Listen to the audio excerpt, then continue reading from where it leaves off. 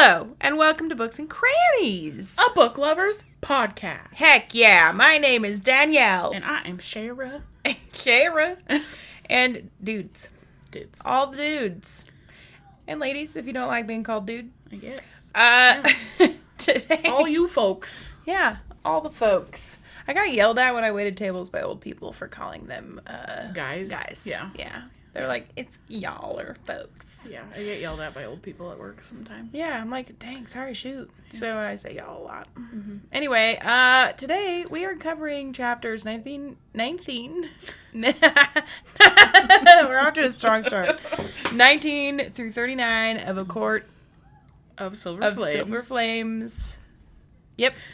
And guys, before we get started, I just want to say this book is mostly smut. It is, yeah. Maybe not mostly, but at least 2 chapters that I was taking notes on that I was like, there's nothing that I can write down without turning red. I don't need to say too much about this. Yeah. Outside of banging. Yeah. Yeah, it's a lot of it. Yeah. More than any other book in the series. For sure. So there's probably... the spossiest. The spossiest. So we're probably going to get weird multiple times. For sure. Is all I'm saying. For sure.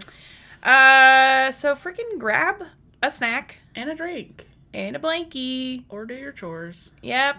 And buckle up. Get cozy. Get into it. Grab a snack or do your chores. Yeah. That's all your options. Or you could eat a snack while you do your chores. Yeah. One hand on your snack, one hand on your chores. Yep. The vacuum. No! That's not allowed. Vacuuming is not allowed. It's outlawed in Books and Cranny space. Yep. Anywho, are you freaking ready? I'm ready. Last time we ended with all of that thick sexual tension. Very, very much sexual tension. And coming to a precipice. Yeah, Nesta reached up and gave Cass a little smooch. Ooh, baby. And we are starting off this section. This saucy section. This section real hot and heavy. We sure are. Yeah. They start making out. They do. Naturally. And they're really getting progress from there. Yeah. Pretty quickly. Poor Cassian. I don't know about poor Cassian. I mean, he enjoyed himself. But I also know that, like, that's not what he necessarily wanted out of that. Well, I mean. Yeah. I don't think he's complaining. No, but he's he was like, embarrassed. Embarrassed and disappointed in himself. Yeah. But he's not like, man, that was awful. Right. Boo-hoo. Yeah. In there smooching and feeling up. Yeah. Poor Cassian reaches the finish line real early. Yeah, in his pants. In them. And Nesta's... That's gotta be a mess. Yeah. She's, like, gloaty about it. Yeah. She says something, like, along the lines of, oh, I didn't realize you were so quick off the mark or something like that. And I was like, ooh, girl. And he's like, oh, God. Don't talk about it. Well, I think she catches a look in his eye that she reads as, like, regret. Disappointment and regret, And she's like, well, shit, I gotta make him feel like ass about that. Yeah, of course, because it's Nesta. Of course. And her... My laugh just progressed. It came in waves. That was very good. It was a really good Also, now that we record ourselves all the time, I realize that my laugh is 90% wheezing. Yeah. Same. And if I'm not wheezing, I am cackling. Like, there's no in between. Yes, there's no just, like, cute little giggle. No, it's not either us. Or... Yeah, sorry about that, eardrums. Sorry, but it also comes at unexpected times, so you can't be too surprised. Anywho, what the hell were we talking about? Oh, Nesta's defense mechanism is to berate other people, like make them just feel awful about this. Take them down a notch. I just spit everywhere. Guys, oh my lord. Why are we so giggly? I'm sweating. It's hot in here. Maybe it's that triangle that we ate earlier. Anyway. So that happens. Yeah. Cass, like, leaves very abruptly and quickly because he's embarrassed. Yeah, he's like, I gotta I gotta go. And clean up. Take care of myself. Yeah. And then the next morning at breakfast, Yeah. Az walks in the room and is like, something smells weird in here. Was it in there? I feel like it was in a hallway somewhere. No, it was not in the dining room, I don't think, but... Just that Cassian smells strange. Actually, I don't think he says that at all. That's at a different part. I got mixed up. I feel like Az knows what's good, though. He does, He for comes sure. in very well aware that they too have done some hoodlumry. I mean, you can cut the sexual tension with a knife. For sure. So, like, even if they hadn't done anything, he knows. He knows what's going on. Yeah, yeah. He knows For what's sure. up. But he informs them that there's going to be a meeting at the River House? new River House. And that they're expected to be there, both of them. Yeah. And this is like the first time that Nesta's been summoned to the River House since she was sent up to the Housewind. Yeah. At least summoned. Or did she go one time before? It doesn't matter. I don't know. Anyway, they gotta go to the River House. What's up? Nothing. Do I have something on my face? You had something on your face, but I was seeing things. The lighting in here.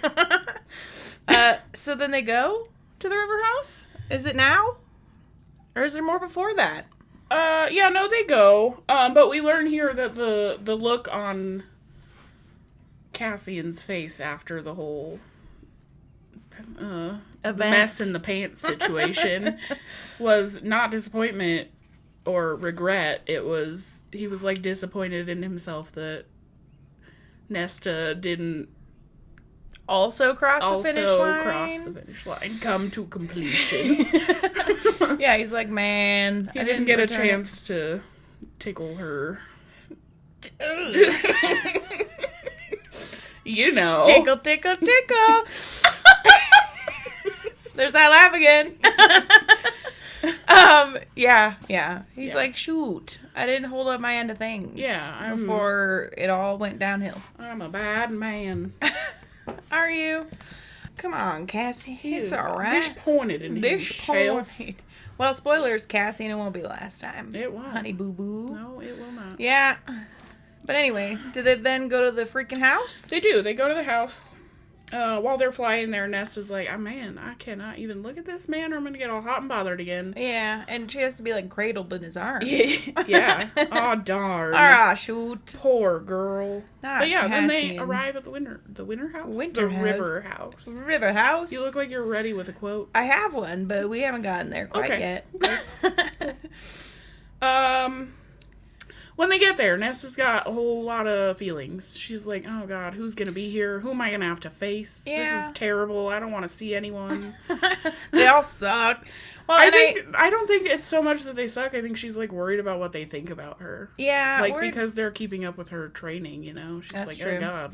Checking in with good old Cassian. Yeah. That, and I feel like just always, and from the beginning of her being brought into this sphere, she's felt very much like an outsider. Yeah. The inner circle is tight knit. It's Yeah. a family. I feel like anyone would feel that way. Yeah, for sure. And, you know, I think the person she's most worried about seeing is Elaine, because Elaine's kind of made herself a part of the inner circle, and now Nesta's really an outsider. She doesn't even have Elaine. I know. And didn't they argue in the last section? Yeah. Was it then? Yeah. Yeah. So they're on rocky front. Yeah. Yeah. But Was it in the last section? perhaps, maybe it's in this one. It might have been in this one. I don't know. I don't remember. I think it is. She says another horrible thing in this section. Okay. But I think that They Elaine had already fought. visiting, yeah, Okay. Cool. had been last time. Unless I'm wrong. I I don't don't know. I know. guess we'll find out. I guess we will find out. But she's at the River House now Yeah. with like Reese and Moore and Yeah, everyone is there except for Elaine and Moore. Yeah. They are not there. And she's kind of relieved Yeah. that neither of them are there. Yeah. Because, It's less. you know. Yeah. But anyways, during all of this, when they first get there, Cassian tries to, like, go and give Feyre a kiss on the forehead. Yeah. And he can't touch her. Oh, Still. yeah. And he's like, are you kidding me? The shield's still up? What the heck? What the heck? What in the heck? Yeah. Yeah. So that's interesting. What the heck is up with that shield? I think we find out very soon. But I mean, Reese has had that on her for this whole book. The whole book. Her just in this weird protective bubble that nobody can penetrate. Yep. Yep. But anyways, Az tells all of them basically that he found some stuff out about the queen, the human queen. And she's been busy, but not with what they expected. Yeah. So something's going on. Something's brewing. Yeah. And they started talking about what she's trying to look for? Yeah, well, he says that, like, the other queens have indeed fled. They had, like, thought that maybe they had left her, the other human queens, and they have. He's confirmed that now. Mm-hmm. So she's alone in the palace. Is interesting, because I feel like the queens need all of them to have any sort of power. Yeah. At least generally. Right. So she can't do anything. But she can. But she can. She's working with friggin' Baron. And Koshi. Yeah. Baron is, like, pledged his allegiance to her, basically. I pledge allegiance to Breland. To the human queen. And I guess he didn't pledge his allegiance. He pledged a force of soldiers to her. Yeah, for her cause. Whatever the heck she's about to get up to. Yeah. And so I guess we've also learned that she's trying to find the cauldron because she wants to get her youth back. Yeah, she wants to not be a crone. Be an old crone anymore. An immortal crone. I don't blame her. Yeah, I don't want to be an old hag. Yeah, forever. And we also learned that she knows that no one but like the Night Court, Inner Circle, and Miriam and Drakan know where the cauldron is. How does she know that? Yeah, I don't know. That's weird to me. We find that out? I forgot that part. Yeah. Az said that at some point. Well, maybe she just assumes because, like, it came down to it and... I mean, Reese and freaking Feyre and Amryn were all very involved with the cauldron, so... Yeah. Maybe she just gathered as much. Could be. Unless there's a spy. There could be. Afoot. Who could it be? Spreading rumors. Who could it be? Who is it? But anyways. Yeah. We then learn about the Dread Trove. Yeah. I have the quote now. Okay. I figured. Because nobody knows what the heck. It's page 225 and 226. Okay, cool. Yeah, so the Dread Trove are a number of magical objects that were made by the cauldron or at the same time as the cauldron. They're like the cauldron. I think they're made by. I think they're made by the cauldron. Okay, but they're like real ancient. Nobody knows where the heck they're at. Yeah. They're lost to the wind. Dun, dun, dun. And Amryn says, the mask. There's a mask. It can raise the dead. It is a death mask molded from the face of a long-forgotten king. Wear it and you may summon the dead to you, command them to march at your will. The harp can open any door, physical or otherwise, some say between worlds. And the crown... Amryn shook her head. The crown can influence anyone, even piercing through the through the mightiest of mental shields. I'm losing it. Its only flaw is that it requires close physical proximity to initially sink its claws into a victim's mind. But wear the crown and you could make your enemies do your bidding. Could make a parent slaughter their child, aware of the horror but unable to stop themselves. So these sound really fun. Yeah. What great objects to collect. Let babies play with them, right? Yeah, definitely. And that's what she's trying to gather. Yeah. Seems not good. Yeah. Well, and we learn... I guess from Az, that Koshi is the one who pointed her in the direction of the trove. We know that. Mm-hmm. But Az thinks that, like, he's trying to find these objects to free himself from the place that he's trapped. Yeah, and aren't they... Yeah, that can't be good. He's a freaking death god. He's a death god. Yeah, that's not good. Yeah. He is death.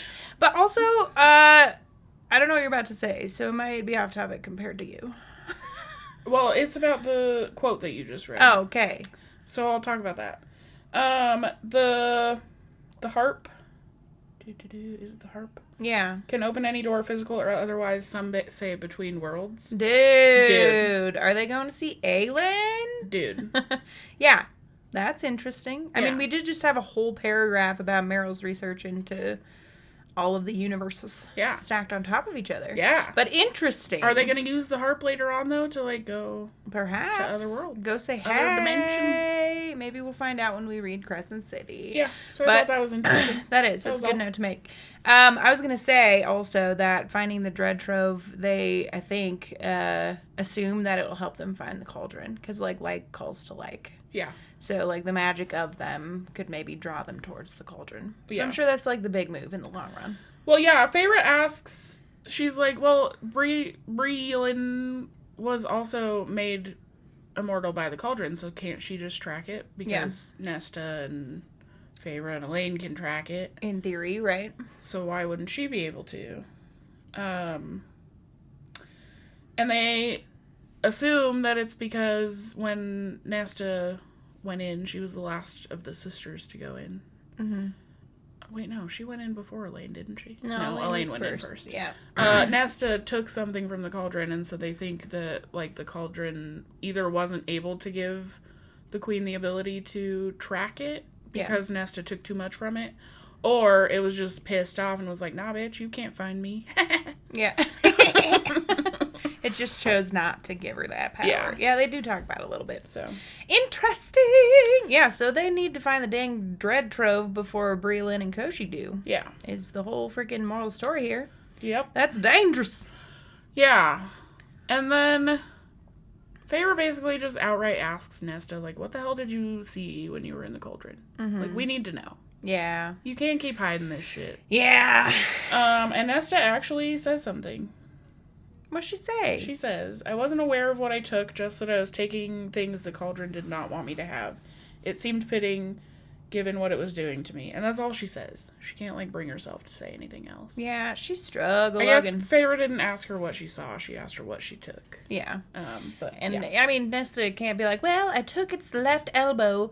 Like, and I don't know. Right eyeball. Yeah, I just grabbed it stuff. Dang. Yeah. Yeah. I feel like Nesta just has, in this book, a constant turmoil about, like, flashbacks to that moment. And it's hard for her to talk about it all. So the fact that she's finally saying at least something means something. Especially in front of everyone. Yeah, like, I know. Yeah. And she's training with good old Cass. Yeah. There's progress being made. Yeah. And I just found in my notes, confirmed, that she can use the items to track the cauldron, but she has to have all three of them. Oh. She can't just use one to track the cauldron. Okay. Weird. Why? So I wrote in my notes, if she's able to track down all three, she can use their combined made essence to track down the cauldron. Made essence. Oh, and it's either that or scrying, right? Or, like, both, potentially. Well, I'm talking about Brienne. The queen okay. would have to find all three of them to track the cauldron. Okay. That makes sense. I mean, Nesta knows where the cauldron is. Yeah, they all she know does. where it You're is. right. I'm silly. Jeez, Danielle. Get it together. Okay, yeah, they talk about that. Doesn't, after this conversation, Nesta immediately, like, volunteer to find them? Or something? Or am I tripping? Is that a different time? No. It's not a different time? Yes. Oh, yeah. Okay. No, you're wrong. I'm wrong. Shut up. Put it away. Okay. Tell me what happens next, storyteller. Okay, let me get back on track here. Sorry. No, you're okay. We learned that Brienne needs all three of them to be able to track the goal. Yeah. And then Az tells them basically that, as far as I can tell, she hasn't found any of the items yet. So they're still golden. They're still safe We're and good. sound. No one needs to worry. No Don't fret. big spookies yet. Yeah. But then... Don't forget. Geez. Don't forget about the friggin' group of Autumn Court soldiers that have gone missing that Eris told them about last section. Yeah. Don't forget about them. Az says it. Oh. I mean, he doesn't say that, but he's like, I still can't figure out where the hell they went. Got it. I was like, Sarah, I appreciate you reminding me, because I know they come up again. But why are you doing it now? But,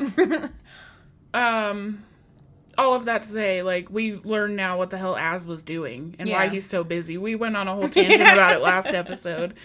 Yeah. So, yeah, I mean, he's busy. I guess Cassian can take some of that responsibility I guess. I mean, wasn't Cassian supposed to, after having talked to Vasa and Jurian and stuff, be the one to be looking at the queens?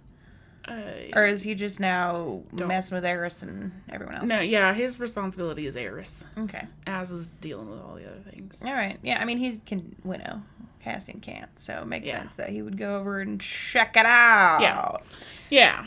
And then there's, like, a debate about whether Cassian should tell Eris about what all they've learned. Yeah. And Reese is like, well, we gotta stick to our word. You gotta tell him. Yeah. You have to keep him updated. Yeah, they're worried that he'll say something to Baron. Yeah, and if he does, then... number one, that's bad because Baron is in cahoots with the queen.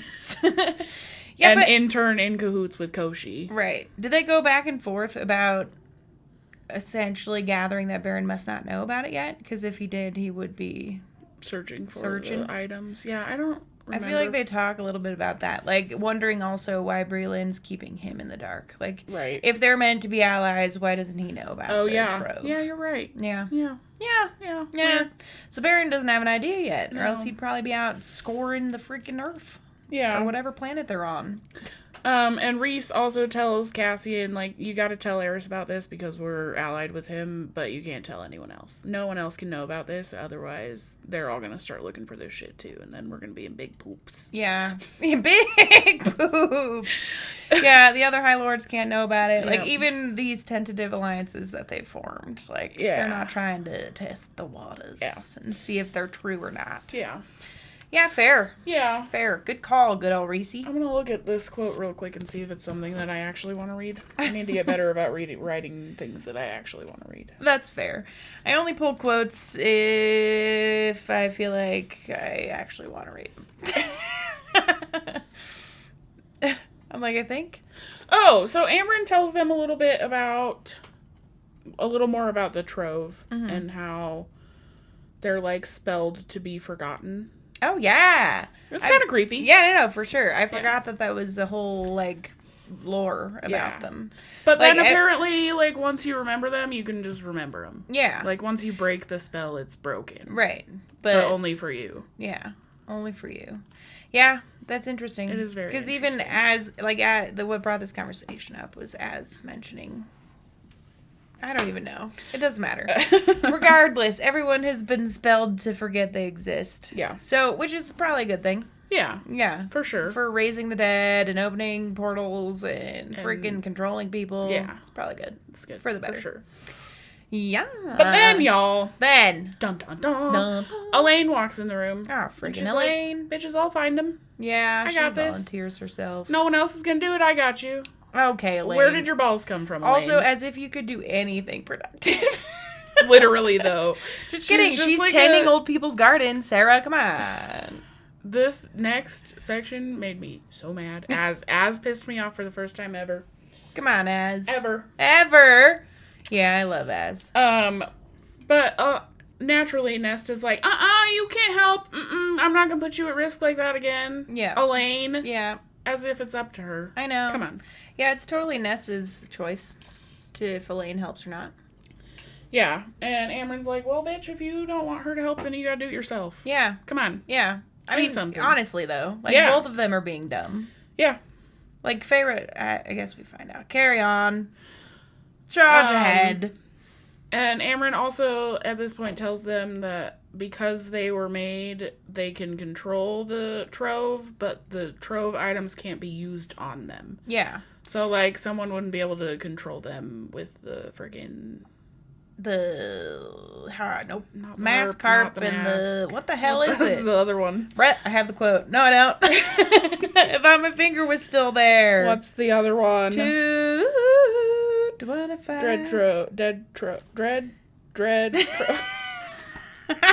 Here, I got it. The crown! And the crown. We got there at the same time. Nice.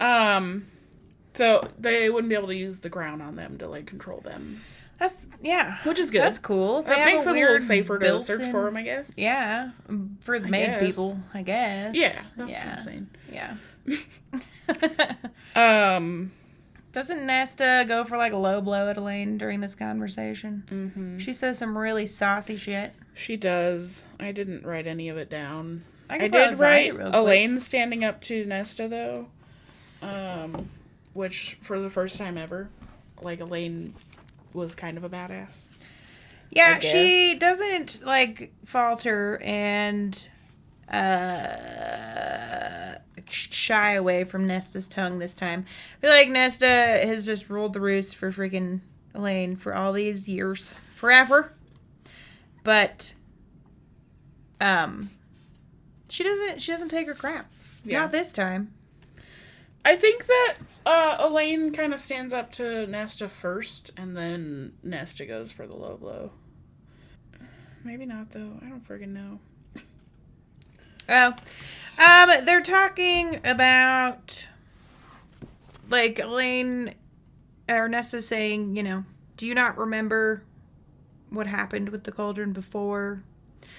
You're trying to put yourself in danger. Do you not remember everything we've encountered? The cauldron kidnapping you, etc.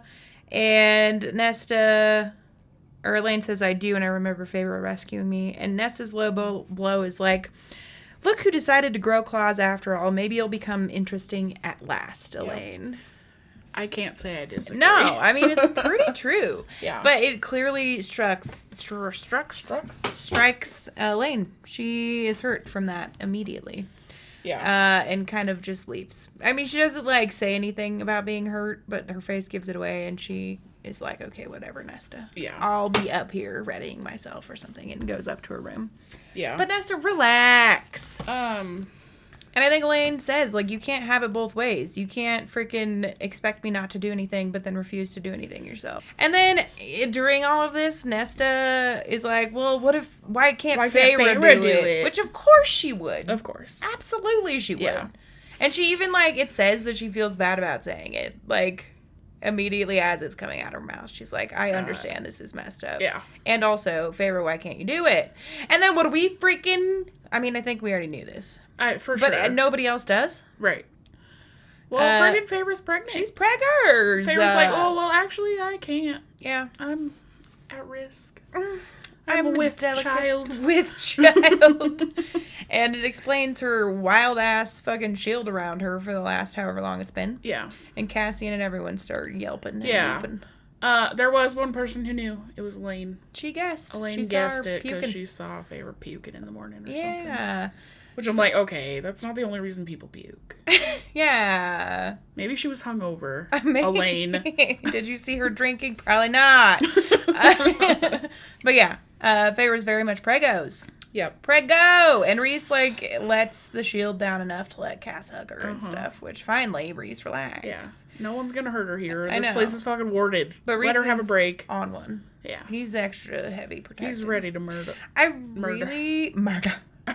I know that this book is not about them, but I want to know more about their pregnancy. I know, all the little glimpses at them. I'm like, oh. I miss you. I miss my baby. Although I really love... Yeah, and their baby. Yeah. But I really love Nesta I and do Cassian. too. But anywho's it? What's Any it? hoodle. She announces her pregnancy. She does. And then Nesta's like, well, shit, now I don't have a choice. I guess I'll try to help. Yeah. But only to save Elaine. Yeah, of Fuck course. you, Feyre. Of course. Even though Elaine hates you now, Nesta. Yeah. Is this... And I think the only reason she's so fucking scared and, like, hesitant to help them, which she could just tell them, but she's being a brat, is that she's scared. She's very She scared. doesn't want the same thing to happen that happened before. Yeah, She doesn't want, like, to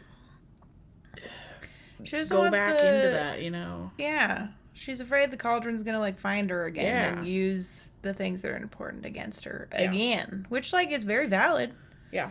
I'm sure that if you vocalize that, you all could come up with, like, a plan. Yeah, and they could, like, help you. A Yeah. little more than they are. Instead of, like, being assholes to you. Yeah. If you just told them why you're being such a bitch. She's just a prideful woman. She doesn't want to admit weakness. Yeah. And also doesn't want to talk about the roiling power in her body. Yeah. She's just in denial left and right. Yeah, she reminds me a little bit of Rhys.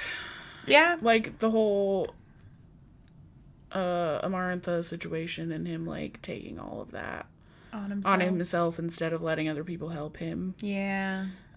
Which is funny because Rhys hates her right now. Yeah. Like, he's such a dick to her. I know. Like, and we've buddy. talked about this being, like, silly, too. Reason you need to relax. I think the last year is, like, enough to be annoyed with Nessa, sure. Yeah, but like, you don't have to be a royal asshole. Royal asshole. And Yeah. before she started acting a fool, it was just because of Feyre's human life. And I'm like, bruh, we've talked about this. We don't need to dive into it.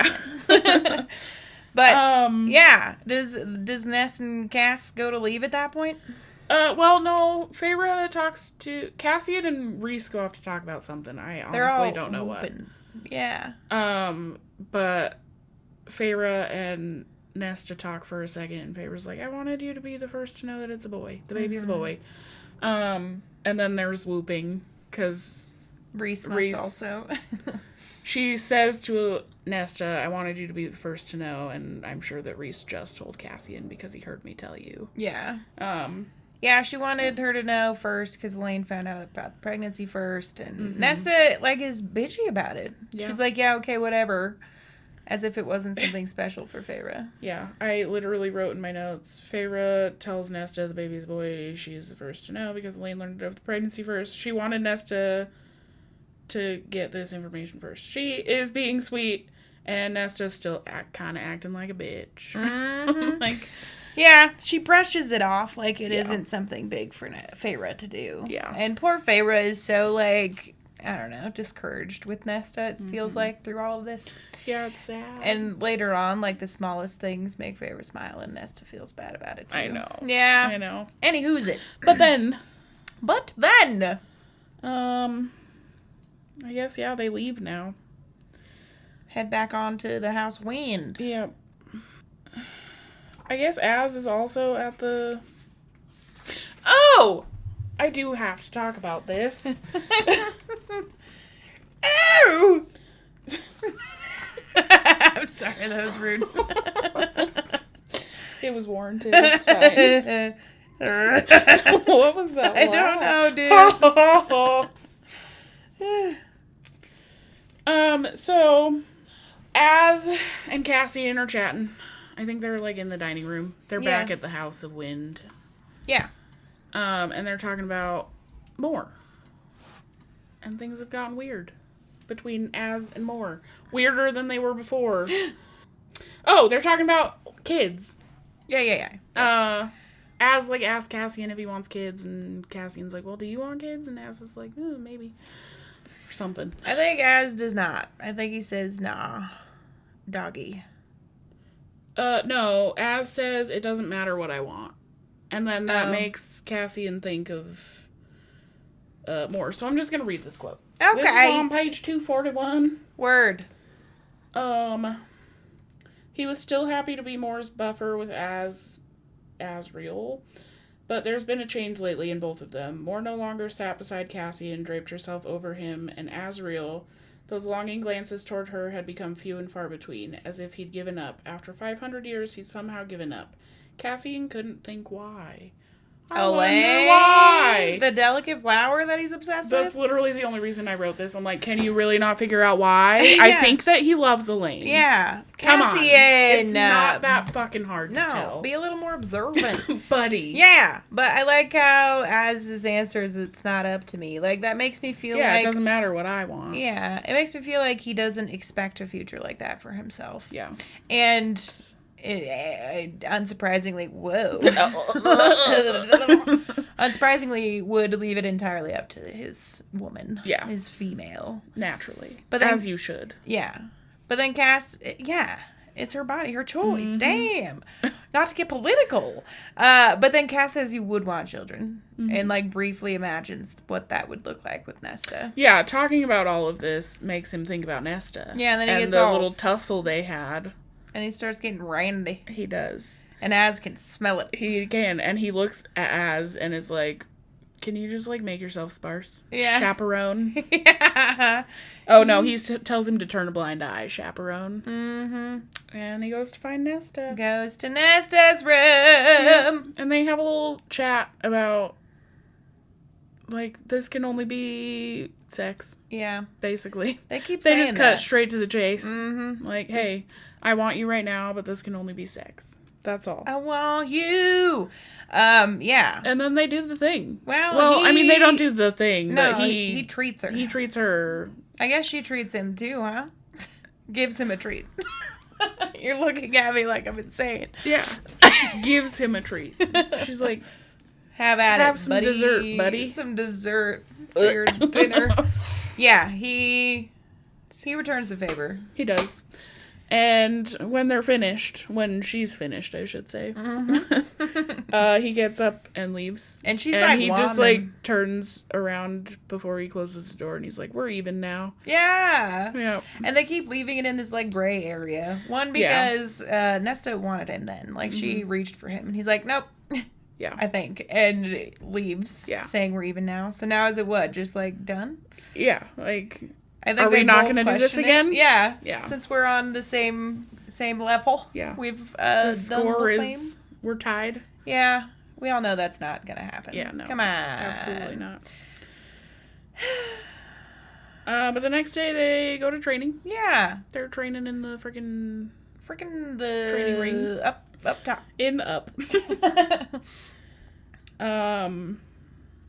Az is there, and there's like a weird little interaction where he's like, I know what you did. And Cassian's like, Yeah, and don't Cassian and Azrael start sparring? They do, yeah. And they Nesta do some training. Wants both of them. Yeah. I think there's a moment where she's like imagining a threesome with Azrael and Cassian, which like, fair.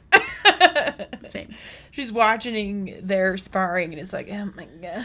Yeah. It's happened twice before. Why not with these two Illyrians? And I was like, okay, Nesta. I'm not surprised. Yeah. And while they're sparring, he knows that Nesta's like a weakness for Cassian. Mm-hmm. So he like looks over at her like something's wrong and ends up beating him up. Beating Cassian. Well, Cass used it in the beginning of the spar. He like looked over at Nesta concerned or something to catch Az off guard. I'm pretty sure that's why Azrael did it the second time. And also just to mess with Cass. Oh, okay. I don't know. But they're both playing with each other. Yikes. No, they are not Nesta and Cassian status, okay? Anyways. So then Nesta goes to the library after training. Mm-hmm. And asks Gwyn if she knows anything about the Trove. The Dread Trove. Which, of course, she doesn't have no clue about. She has no clue. If there's magic to erase it. Yeah, and while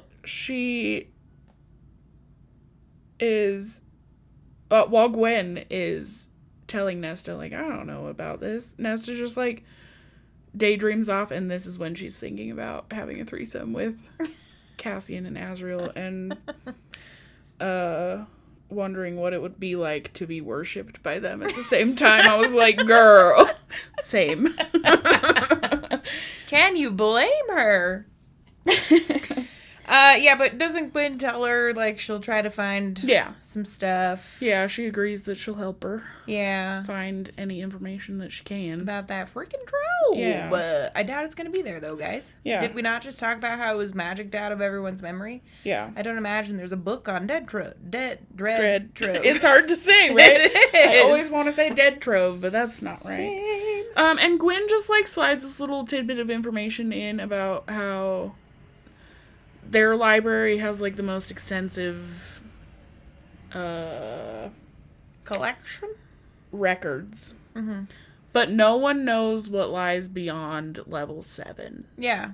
I'm like, that's ominous and creepy. It sure is. I mean, we know about Briaxis being down there, but I feel like the fact that no one knows what's there is kind of creepy. Yeah. Probably stuff about the Dread Trove. The Dread Trove. Maybe not. Well, didn't last section Nesta get chased up the stairs by something dark and spooky? Yeah, by a little creepy thing. Yeah, we don't know what it was. It was cat-like. What? I don't know if we talked about this last time. I wonder if... I wonder if Briaxis has, like, a little baby or something. Oh! And that's what was down there. Baby Briaxis. And you remember how... Was it Amryn? Or Moore? Has a freaking secret manor. Which one? Moore. Yeah. Moore was at her secret manor and was being followed by something. I wonder if it was that. Same thing. The baby? Or just, like, offspring of Briaxis? Yeah. Maybe Briaxis just freaking squirting out. I really didn't want to use that word, but it happened anyway. Yikes. Squirting out babies. Fear clouds. Squirting out clouds. Yeah, and I mean, even if it's not Briaxis' little squirty baby. But I wonder if whatever was down there that chased Nesta up is the same thing. Perhaps. As what Amryn came across. More. More, I feel like they have to be related, right? They've got to be. Because why was that shadow brought up at all? I don't know. And I don't remember if we get any more explanation on it. Who knows? I hope If we do, not in otherwise, this book. otherwise it's going to drive me crazy. If not in this book, hopefully another one. Yeah. Anyways. Anywho. Gwen agrees to help find information. Sorry there's a saw in the background, friends. Oh. I thought about closing it, but I don't know if I care enough. Okay. I'm sorry. Say it again. Well, it's fine. Gwen agrees. We are getting back on track here. And then Nesta tries to push her a little bit more to come to training. She's like, don't you want to come? You know you want to. Yeah, come on, please. Come on. Please. I need another female in the room with me. Yep. Before I bang Cassian during training on accident. And she asks Gwen if it's because of Cassian. Like, if it's because he's a man or whatever. Because she's like, we can get someone else. If that'll get you to come. And Gwen's like, nah, he's fine. I just don't want to, bitch. Leave me alone about it. But then Nesta goes, she's gonna go. She's leaving the library. She's dipping. But she goes to check the sign-up sheet again. Because she's got to check every day and no one signed up. Yeah. For training. No one will do it. But she gets an idea from the conversation with Gwen, doesn't she? About Cassian's involvement. Ow. Oh no. Did it get your toe? No, it was my, foot bone. Foot bone. Your foot bone's connected to... Anyway. Any hoodle. An idea about what? About how to convince the priestesses to join from that conversation with Gwen. With Gwen? About Cassian. I don't know. She does the idea, I think, very soon. Oh, no, she gets the idea while she's on the stairs. Oh, all right. Well, anywho. So she leaves the library and goes to the stairs. The stairs. How far did she make it this time? Did you write it down? It wasn't on the stairs. It is on the stairs, but it's not on the stairs. Okay, right. So there is something that happens in the library that convinces the priestesses that they want to go to training, but it's not anything to do with Gwen.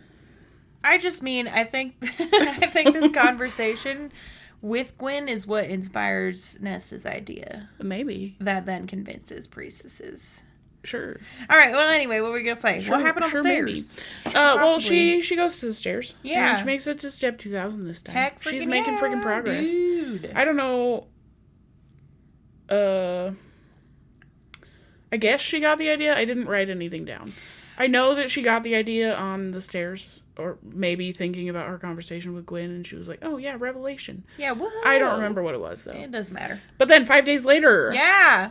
Cassian goes... He's in the library. Yeah. To talk to Clotho. Yeah, and Clotho's like, this bitch be acting up. She's like, you gotta stop her from training in the library. This is unacceptable. She is distracting. Get your girl! Yeah. Yeah. And Cassian's like, well, I guess. What? So he goes down.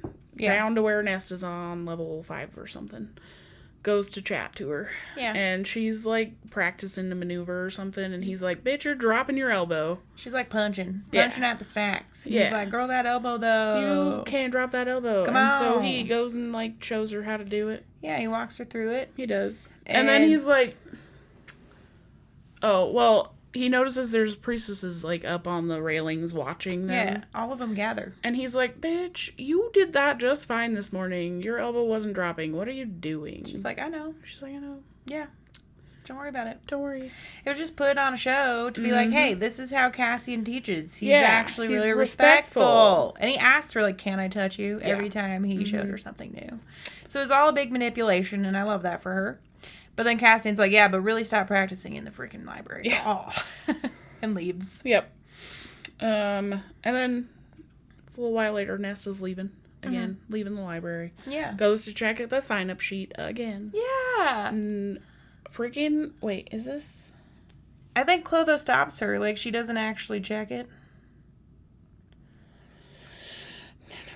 Or maybe it's the next morning. Or next day. Whatever.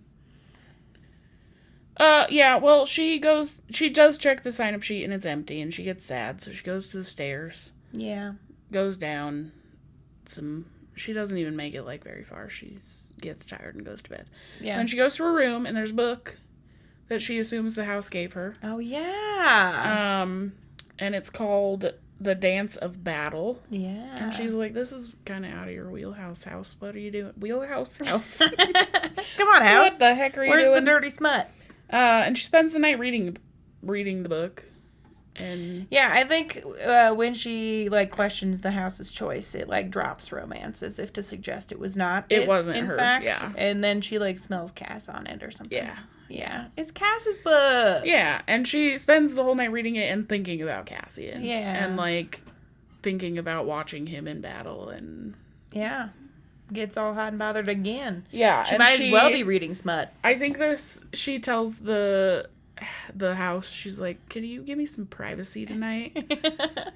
Because she's thinking about Cassian, if you know what I mean. Wink, wink, nudge, nudge. These two out here. But then, the next morning, she's going to the library. And she's like, I'm not even going to look at the sign-up sheet. Mm-hmm. And Clotho stops her. Clotho! And she's all, like, proud. Yeah. Because someone freaking signed up. And who was it? Gwen! It's freaking Gwen! But I also feel like when Cass was brought in to, like, tell Nesta off, Clotho knew what was going on. Yeah. And also seemed, like, happy about it. Yeah. Like, Clotho's in her silent way, just celebrating all these things. Yeah. It's cute! I know. But yeah, Gwen signed up, dude. A freaking priestess is gonna join. Of course it's Gwen first. Of course. Naturally. So, yeah. Then we jump to the next day and Gwen's at freaking training. She comes in. She's tentative. She's like worried walking in. She feels nervous. Mm-hmm. But like quickly settles in with Cass because why wouldn't you? Yeah. And Nesta asks her, like, why? Because in this conversation... Gwen's grounding oh, wait. No, that's different. Oh, maybe it is. It is, yeah. Okay. They had a conversation. This is before the whole Cassian situation. The conversation that they had was about, like, meditating and practices that she had in the temple before she came. I think they're, like, coming at the end of their workout and do the cool down or whatever. And she's like, this reminds me of... It's right here, I could tell you. Okay. Yeah, they're at the end after they've done the end. And they're like at the freaking water station. Yeah. They're sitting around the water, like in an office. Anyway, Gwen pours herself a glass and says, at the temple in Sangrava, we had a set of ancient movements that we would go through every sunrise, not for battle training, but for calming the mind. We did cool downs after those two, though we called them groundings. The movements took us out of our bodies in a way, let us commune with the mother. The grounding settled us back into the present world. And Nesta asks, why did you sign up for this then, if you already have mind-clearing exercises you're accustomed to? And Gwen says, because I don't ever want to feel powerless again. Mm-hmm. And Nesta's response is, me too. Empowered women empowering women. Yeah. Yeah. Get it, ladies. Get it, ladies. I have to get a sippy. Do it. A sippy. Yeah. So it's sweet. It is. And I feel like Gwen already like feels good about having done it. Yeah. I mean, even going is an accomplishment. Absolutely. Getting out, getting some freaking sunshine. I know when she Can comes you up. imagine? It's like the first time she's seen sun in, I don't know, a couple years. Yeah. And she came up in her, like, robes, and she's like, I don't know if this is going to work. Yeah. These aren't really, sorry. I know. And they're like, well, we'll try it, and we can get you some clothes if it doesn't work. Yeah. Cass is so accommodating and cute. I know. He's I love the whole interaction. Yep. But then, after their second training with Gwen, Cassian's got to go to Windhaven. Yeah. To talk to Eris, ? Yeah, to meet with Eris. And he asks Nesta to come with him. Does he? He does. Great. And so she does because she wants to talk to Emery. Yeah. The shop owner. Yeah. In Windhaven. Yeah. So they go and Nesta goes into the shop and there's this like drunk man there kind of arguing with Emery. Is this a name like Bellius? Something like that, yeah. You got a belly, bud? Beer belly. Yeah. He's a drunkard. It's exactly what I picture. Yeah. It's like an old bald man with a beer belly. He's kind of creepy. Gives bad vibes. Giving real bad vibes. Yeah. They're arguing and she's like basically telling him to leave. she's like, your father has his answer. Mm-hmm. And we learned that Velaris is Emery's cousin. Yeah. So his dad is her uncle, who thinks that he has, like, owner rights to the shop because he's a man and she's a woman. How absolute dare she thinks she could run a shop. Yeah. That's a man's job. Yeah, well, and she goes on to say, one, they've been harassing her. Yeah. About this every so often. But also that they keep trying to tell her to, like, marry some man and let him run it. Yeah. I'm like, so is your goal not to take it from her, but just to ensure that it's not a woman? Yeah. Relax. That's absolutely the goal. This goal stays. Yeah. But he leaves. Yeah, and Nesta, like, gets threatening too. Yeah. She's like, get out of here. She said to leave. Get out. Get out. So he leaves. Yeah. And Emery tells her, she's like, hey, by the way, I found out I can have warmer friggin' fighting leathers made for you. And Nesta's like, man, I can't afford that. Yeah. And Emery's like, well, you could pay me, like, little by little. Mm-hmm. I could still have them made for you. You should be comfortable. Yeah. Emery's so sweet. But Nesta's like, nah. Yeah. I can't do that. I can't do it. But I appreciate you looking into it for me. Yeah. But, like, come on, Nesta. It's okay. What? And then she starts thinking about Thomas, who was the human man that she was sure that she was going to marry. Yeah. He was going to take care of her. Mm. And has this whole memory of when she broke up with him. Yeah. Because of Feyre, right? She broke up with him because Feyre did something that he wouldn't have been willing to do or something like that. This is right after Feyre was taken by Tamlin. Yeah. And she wasn't glamored, but Tamlin's glamoring. And I think she was going to go find Feyre. It was like when she was about to whip her. I don't know. Something happened. She left him. Yeah. And he kind of lost his mind. He was like, you think you're going to leave me, bitch? Yeah. And I think that he got real forceful. Yeah, and well, I guess I don't think that he, like, made it all the way. Because she bit his ear and ripped it off of his head with her teeth or something. I was like, bit it. Damn. Yeah. Well, it said she ripped. Okay. She probably did tear it a little bit, but I don't imagine the whole ear. The entire ear just comes off. It's in one piece. Perfectly separated. Yeah. But yeah, she thinks about that, and that sounds horrible. Yeah, poor Nesta. It's just adding to her freaking bucket of trauma that she's wading through. My God. Yeah. Poor girl. I know. All of them. Yeah. But then Nesta's like, hey, Emery, you want to come to training? Hey, girl. Please. Girl power. Yeah. And she's like, nah, I don't have a way to get there. Mm-hmm. What are you talking about? I am busy. I got this shop to run. Yeah. And Nesta's like, well, someone could come get you and take you back. Yeah. You could just come for an hour. Mm-hmm. Come on. Yeah. And Emery's like, nah. Yeah. Absolutely not. She says, basically, that, like, if any of the men in the camp found out, it wouldn't do her any favors. Like, they would just look at her like, You think you are as good as us? You think you're gonna be powerful? With your clipped wings, you useless woman. Yeah, so she declines. Yeah. And then we jump to... Doesn't, in this interaction, Emery had invited her back for lunch, right? And like, gave her some food. Oh, and they talked about the spices. And how the tea sucks. Yeah. Yeah. Yeah. Yeah. I only mention it because it comes back. It comes back, yeah. Emery basically says, like, spices are really hard to come by. And when you can find them, they're really expensive. And yeah. But then we jump to the conversation between Eris and Cassian. Oh, yes. And Eris tells Cassian that Baron doesn't know about the trove. So that's, like, confirmed now. Yeah, so Breline, freaking Bria, the human cheese. queen, Brie cheese. Oh, yeah, you see where I went. Yeah, but anywho, she is keeping secrets from her allies. Mm-hmm. I wouldn't want to be her ally. No thanks. Secrets don't make friends. Nope. Sucker. But I'm sure she is worried that he would try to take them from her for himself, which, like, fair. Yeah. Baron's a wiener. Yeah. Yeah.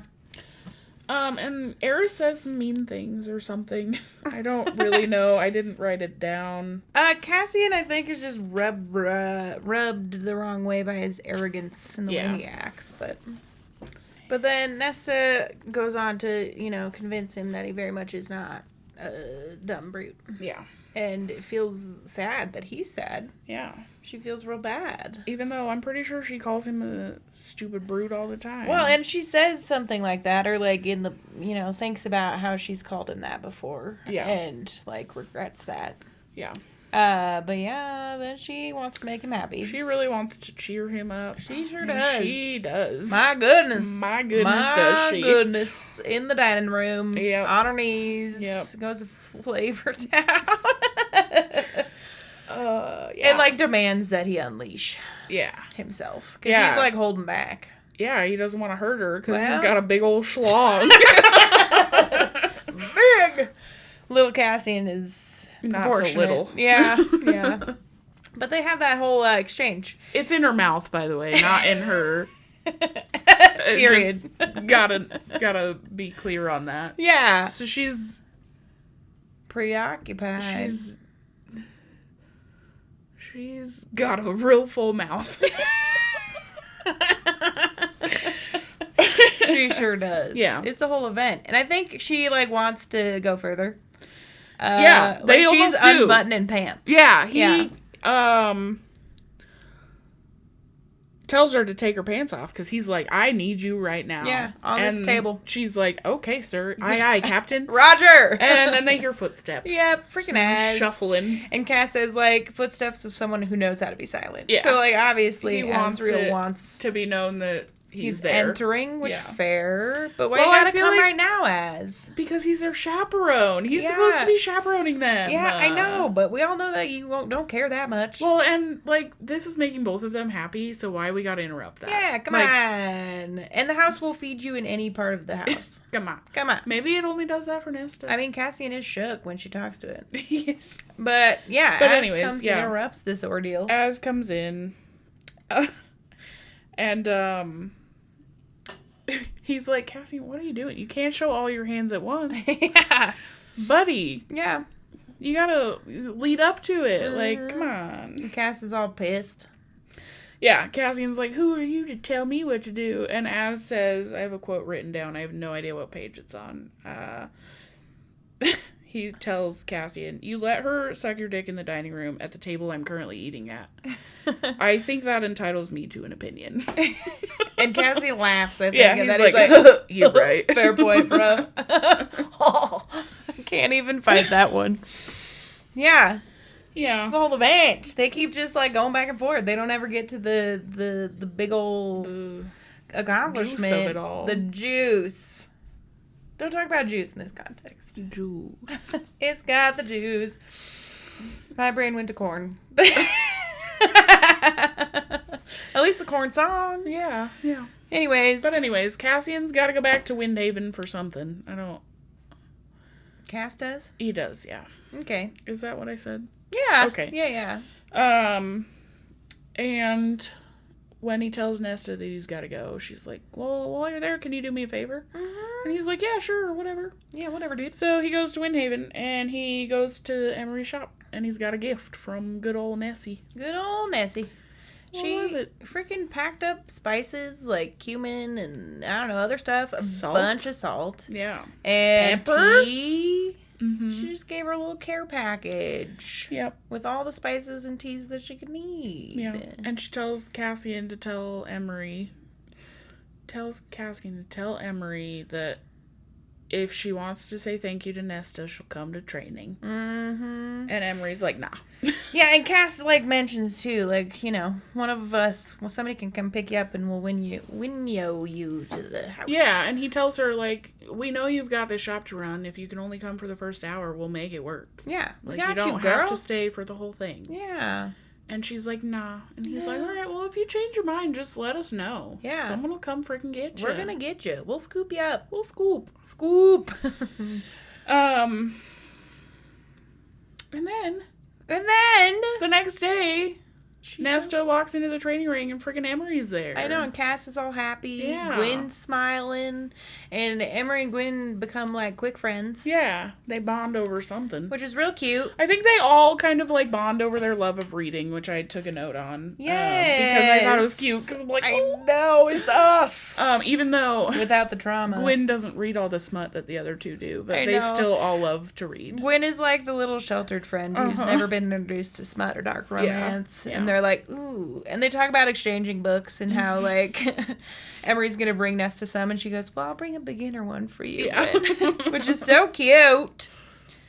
And they go through some training. Yeah. And talk about books. Yeah. And bond a little bit. Emery's really bad at training. Yeah. She's got, like, no balance, and it's because of her wings. Yeah. Cass says, like, the wings just automatically provide, like, a counterbalance. So, and they have a bunch of teeny tiny muscles you don't even think about. So when they're all messed up. She can only extend one, like, halfway. Mm-hmm.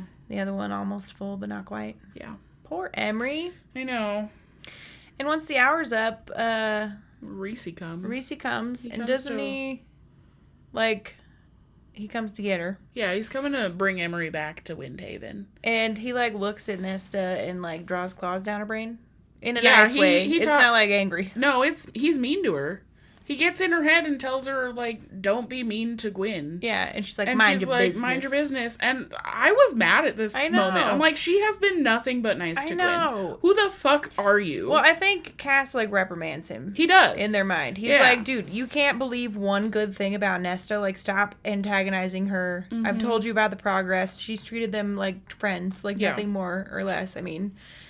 but yeah, Reese, come on, man. He just, like, can't give her an inch. And he's still all butthurt. It's annoying. Even though Cassian is telling him, like, she's making progress, she's doing good things, Reese is still like, I hate her. I hate that bitch. I hate her. I think a little later in the section, he finally starts to cool down on that. I guess, but, man, I love Reese, but he pisses me off in this book. Yeah, he's being a wiener.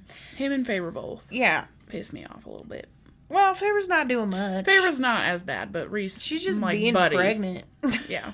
Cassian, like, kind of lectures Reese a little bit. Yeah. He's like, stop being a wiener. Tells him, like, I think tomorrow when you drop Emery off, you should probably drop her on the other side of the house. Like, you need to give Nesta space. You gotta stop being a dick. And Reese is like, fine. Yeah. I guess. Yeah. But before he winnows away with Emery, he tells Cassian that the house reeks of sex. He's like, I don't know what you guys are doing, but it's stanky in here. Well, the house in general does. It wafts that much. That's upsetting. Poor house. The house like is a sentient up there. being, I know.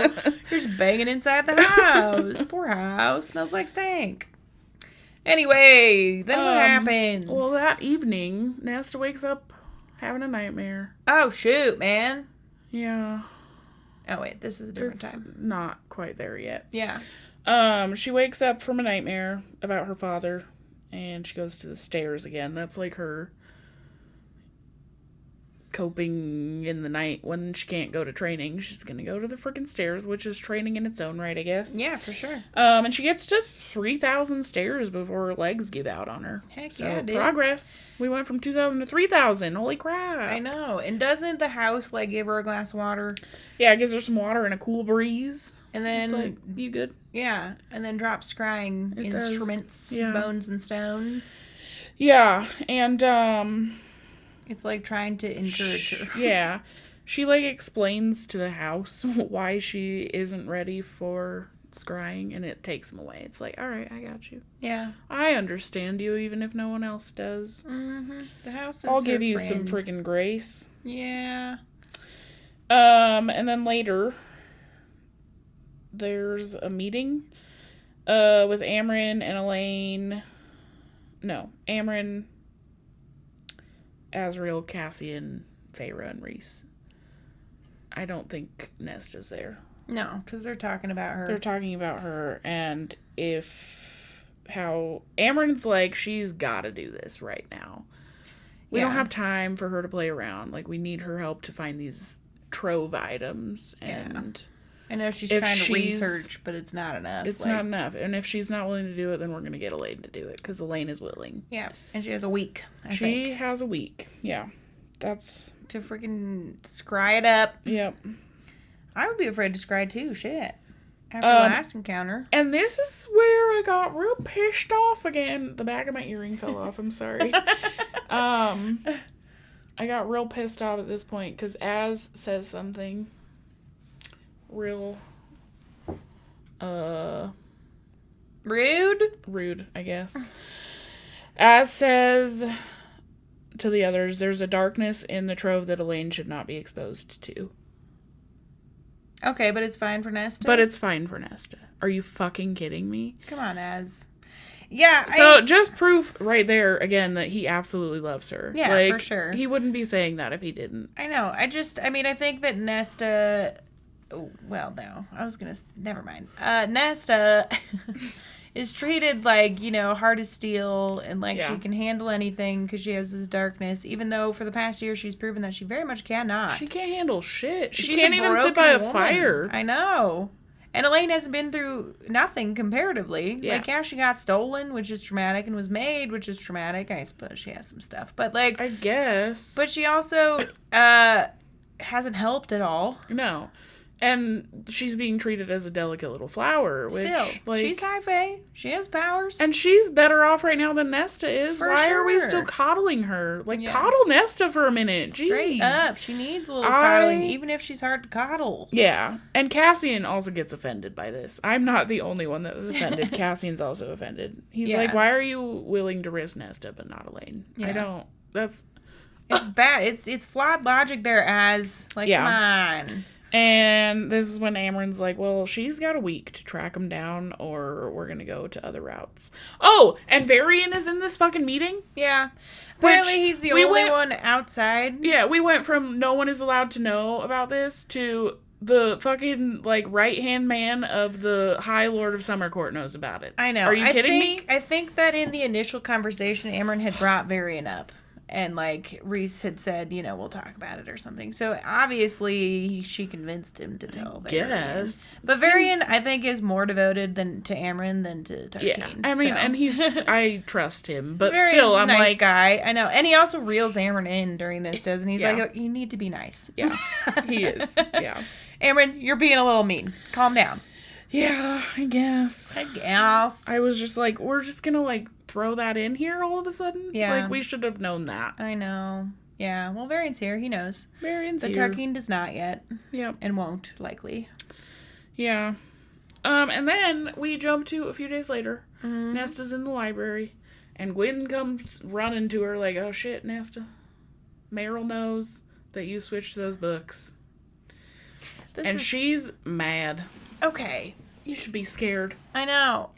Why? Relax. Calm down. You all know who Nesta is, right? Right. And why does it matter? I know. Like, this is my question. Why is Meryl such a bitch? Why does it matter that she realized that she gave you the wrong book and she came to switch it? Yeah. Like, why are you so pissed about it? But then Meryl is like a wind air. She says she has some fancy wind magic. Sure. And she's like, I wish I had it written down somewhere, but she has a title, and it has something to do with wind. Like the weird eastern wind people. I don't know. Okay. Nonetheless, she, like, has a show of magic, and Gwen, before leaving this scenario, says, like, she throws wind tantrums all the time, and Meryl's really pretty. I'm like, who's Meryl? Why is she here then? Like, what's her background? Right. Why is she magical? What's happening here? I have questions about Meryl. Well, now I want to see what she is. I gotta find it. It's like right before Nesta shows her power through her eyes. Like in response to Meryl saying, I am the wind, something, something or another. Nesta, in response, like, wills her power to show through her eyes to intimidate Meryl. She's just descended from the Lord of the Western Wind. Yeah, I just am interested by Meryl now. One, because what does that mean? Why is it important? Two, her research about worlds and otherwise. Yeah. And she's like this ethereally beautiful, commanding force. Mm-hmm. So I'm like, is Meryl going to come back sometime? Maybe. I have a theory about that, actually. About Meryl? Yeah. I know you had one about Gwen. I have one about Gwen, too. And maybe it's all about Gwen. I have to read this chapter again to figure out what I'm talking about. Okay, anyway. So we can talk about it later, but I do want to talk about the one theory. Seems sus. She does. And during this interaction, while she comes to friggin' cuss Nesta out, I think Gwen tells her to leave, or Nesta tells her to leave, or someone tells her to leave. Meryl tells Gwen to get back to work, and calls her a nymph. And so we find out that Gwen's grandmother was a river nymph. So we find out a little bit of backstory here, and I'm going to just kind of rant about it for a second. And then we can talk about some things. So Gwen tells Nesta her grandma was a river nymph who seduced a high fae male from Autumn Court. Mm-hmm. Weird. Her grandma was. Yeah. So her mother then was half nymph, half fae. Right. So she was unwanted by either of the people. So she couldn't go live, like, in the rivers in Spring Court. She couldn't go live in the forest of Autumn Court because no one wanted her. Yeah. So she was sent to Sangrava, the temple, where she was invited to the Great Rite. Yeah. In Spring Court. Yeah. And participated in the Great Rite in Spring Court. And was impregnated in the Great Rite. In the Spring Court. With twins, one of whom is Gwen. Yes. And so I have a little theory here. You tell me everything. I think that friggin' Tamlin, Sir Tammy Tampon, might just be Gwen's father. I know. We talked about this a little earlier, and I can see it. I just don't remember it ever explicitly saying it's only Spring Court, but then I remember that everyone gathered. The Great Rite is what I'm talking about. Came to the Spring Court for it, and partook. Mm-hmm. I wonder where Sangrava is.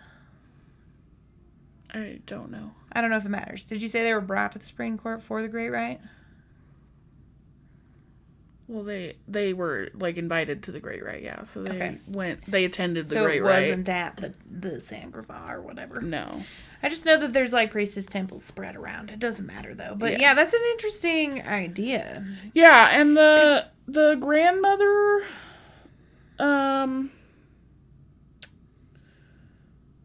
also seducing a high fae male in Autumn Court makes me think that maybe someone that we know from Autumn Court might be like an uncle or something.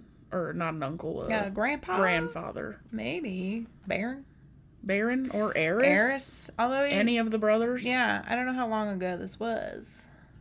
I don't know. Her mom's situation. But yeah, know. I mean, maybe it's they're immortal. What does it matter how long ago it was? It's true.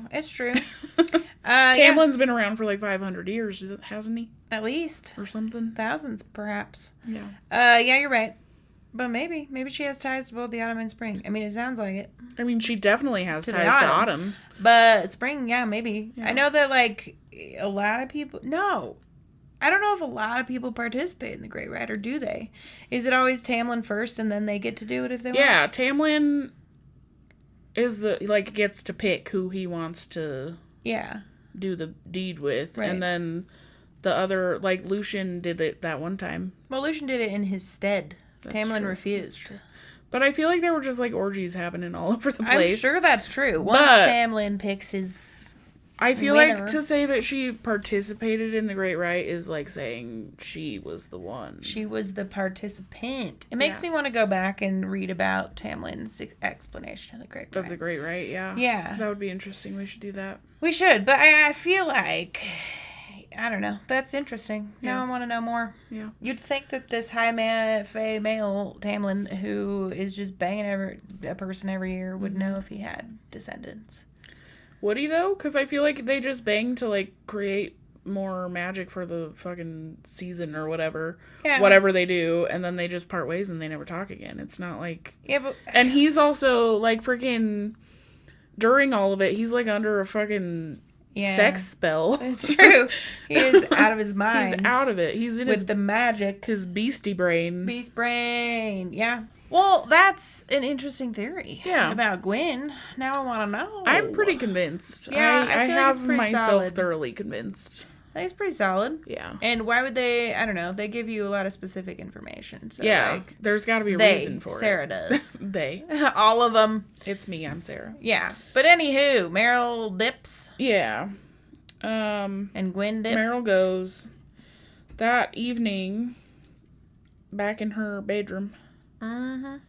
Or maybe it's not in her bedroom because Cassian's with her, and that would be scandalous. But she asks the house for some scrying materials. She asks for some stones and bones. Yeah, and it's just Cass with her. And she's asked Cassian to be with her because she's fucking scared. Yeah. And Cassian asks her why she changed her mind. I have a quote about it. Okay. Are you going to read it? Did you have one? Go ahead, friend. It's on page 319. Okay. I think it's this time. Yeah, page 319. 19. Cass asks why she changed her mind, and she says, I couldn't stop thinking about those priestesses who came to practice today. There was a couple more. Rosalind and Deirdre. Oh, yeah. Rosalind said she hadn't set foot outside in 6 years. There were 3 more. Rosalind, Deirdre, and a name that I don't... It's like Nanki or something. Okay. Sorry. Yeah. A Nanki. Okay. Anyways, Sorry. I couldn't stop thinking about those priestesses who came to practice today. Rosalind said she hadn't set foot outside in 6 years. And Deirdre, with those scars, I am asking them to be brave, to work hard, to face their fears, yet I'm not doing the same. Cass says, no one accused you of that. And she says, I don't need anyone to say it. I know it, and I might fear the scrying, but I fear being a cowardly hypocrite even more. Mm-hmm. Yeah. So in this chapter, they were doing some training, and there's some new freaking priestesses. Yeah. I just completely skipped that one line on my notes. That's okay, but I'm glad there's 3 more. They're growing in numbers. And she's like, well, I can't ask these priestesses to be brave and not do it myself. Yeah, I don't wanna be I'm going to be a brave girl. I'll be brave. I'm brave girl. I'm strong. I'm a strong, independent woman. Except I need cash. Yeah, please stay here. Which fair. But she goes to attempt scrying. Mm-hmm. She tries, and she's trying to freaking clear her mind, because you gotta do that to scry. You gotta think about only the thing, and then you gotta throw the freaking stones, and you gotta throw the freaking bones, and then you gotta have a clear brain. She can't. She can't do it. Moral story. It's a very in-depth process. She cannot. Yeah, no, clear she can't. her freaking head. She's too busy thinking about, like, the cauldron, because she's afraid. Scared as She's spook. trying to be brave. She is brave. She's being brave, but she's still freaking struggling. Yeah, she just can't make it work. Yeah. And Cass is like, it's okay. Yep. It's all good, girl. Yep. She's like, I actually can't do this. I was going to try, but I'm sorry. I just can't. And Cass is like, it's okay, baby. It's okay. It's okay, baby. I still love you. I still love you. I haven't said it yet, but I do. And also, every time that they're together and intimate in any way, one or both of them is like, this is the best thing I've ever felt. Like, I don't understand what's there that's making it so crazy. Come on. Are you freaking kidding me? I know. I think we can all gather. Probably. At this point. I think we gathered it in fucking ACOTAR. War. Yeah. Anywho, she goes to bed. Oh, this is nuts. After she can't do the freaking scrying. Yeah. She wakes up. Well, hang on. No. Nesta's having a nightmare. There's like a little paragraph that I really wanted to read, but it's really long, and I'm not going to do that. It's about her dream. Yeah. She's like essentially, the way it was described, I was like, wait, is she dreaming? Yeah, or is it actually happening? Seems real. Yeah. But Cassian wakes up, seemingly for no reason, and he's like, something's wrong. Her dream is basically about the cauldron, like, searching the house for her. Yeah. And coming for her. Yeah. Yeah. But yeah, Cass wakes up. Cassian's Why does he have that feeling? I don't know. But, Az wakes up, too. So I don't think it was, like, anything... I imagine Az heard Cassian, but yeah. I don't know. Cassian's, like, woke from a dead sleep and, like, shook and worried. He has a weird sense. And he Az, like, is, like, him. running to Nesta's room. Sprinting. He feels something is amiss. Yeah. And, Az follows him. Az is with him. Yeah. What's going on? And when they open Nesta's door, y'all. Dude. She's just bathed in silver flames. Yeah, she's exploded with flames. And it's cold. It very, very much reminds me of when Reese had his shadows escaping him in the middle of a dream, and Feyre had to calm him down. Yeah. And so what fucking happens? Speaking of good old Daddy Reese. Reese comes. And he tries to wake her up, and he can't. Yeah, he's like using his shadows to try to combat her flames. It's not working. Yeah, I feel like Nesta is a match to Reese. And Reese is the most powerful High Lord in history. Are you kidding me? Yeah.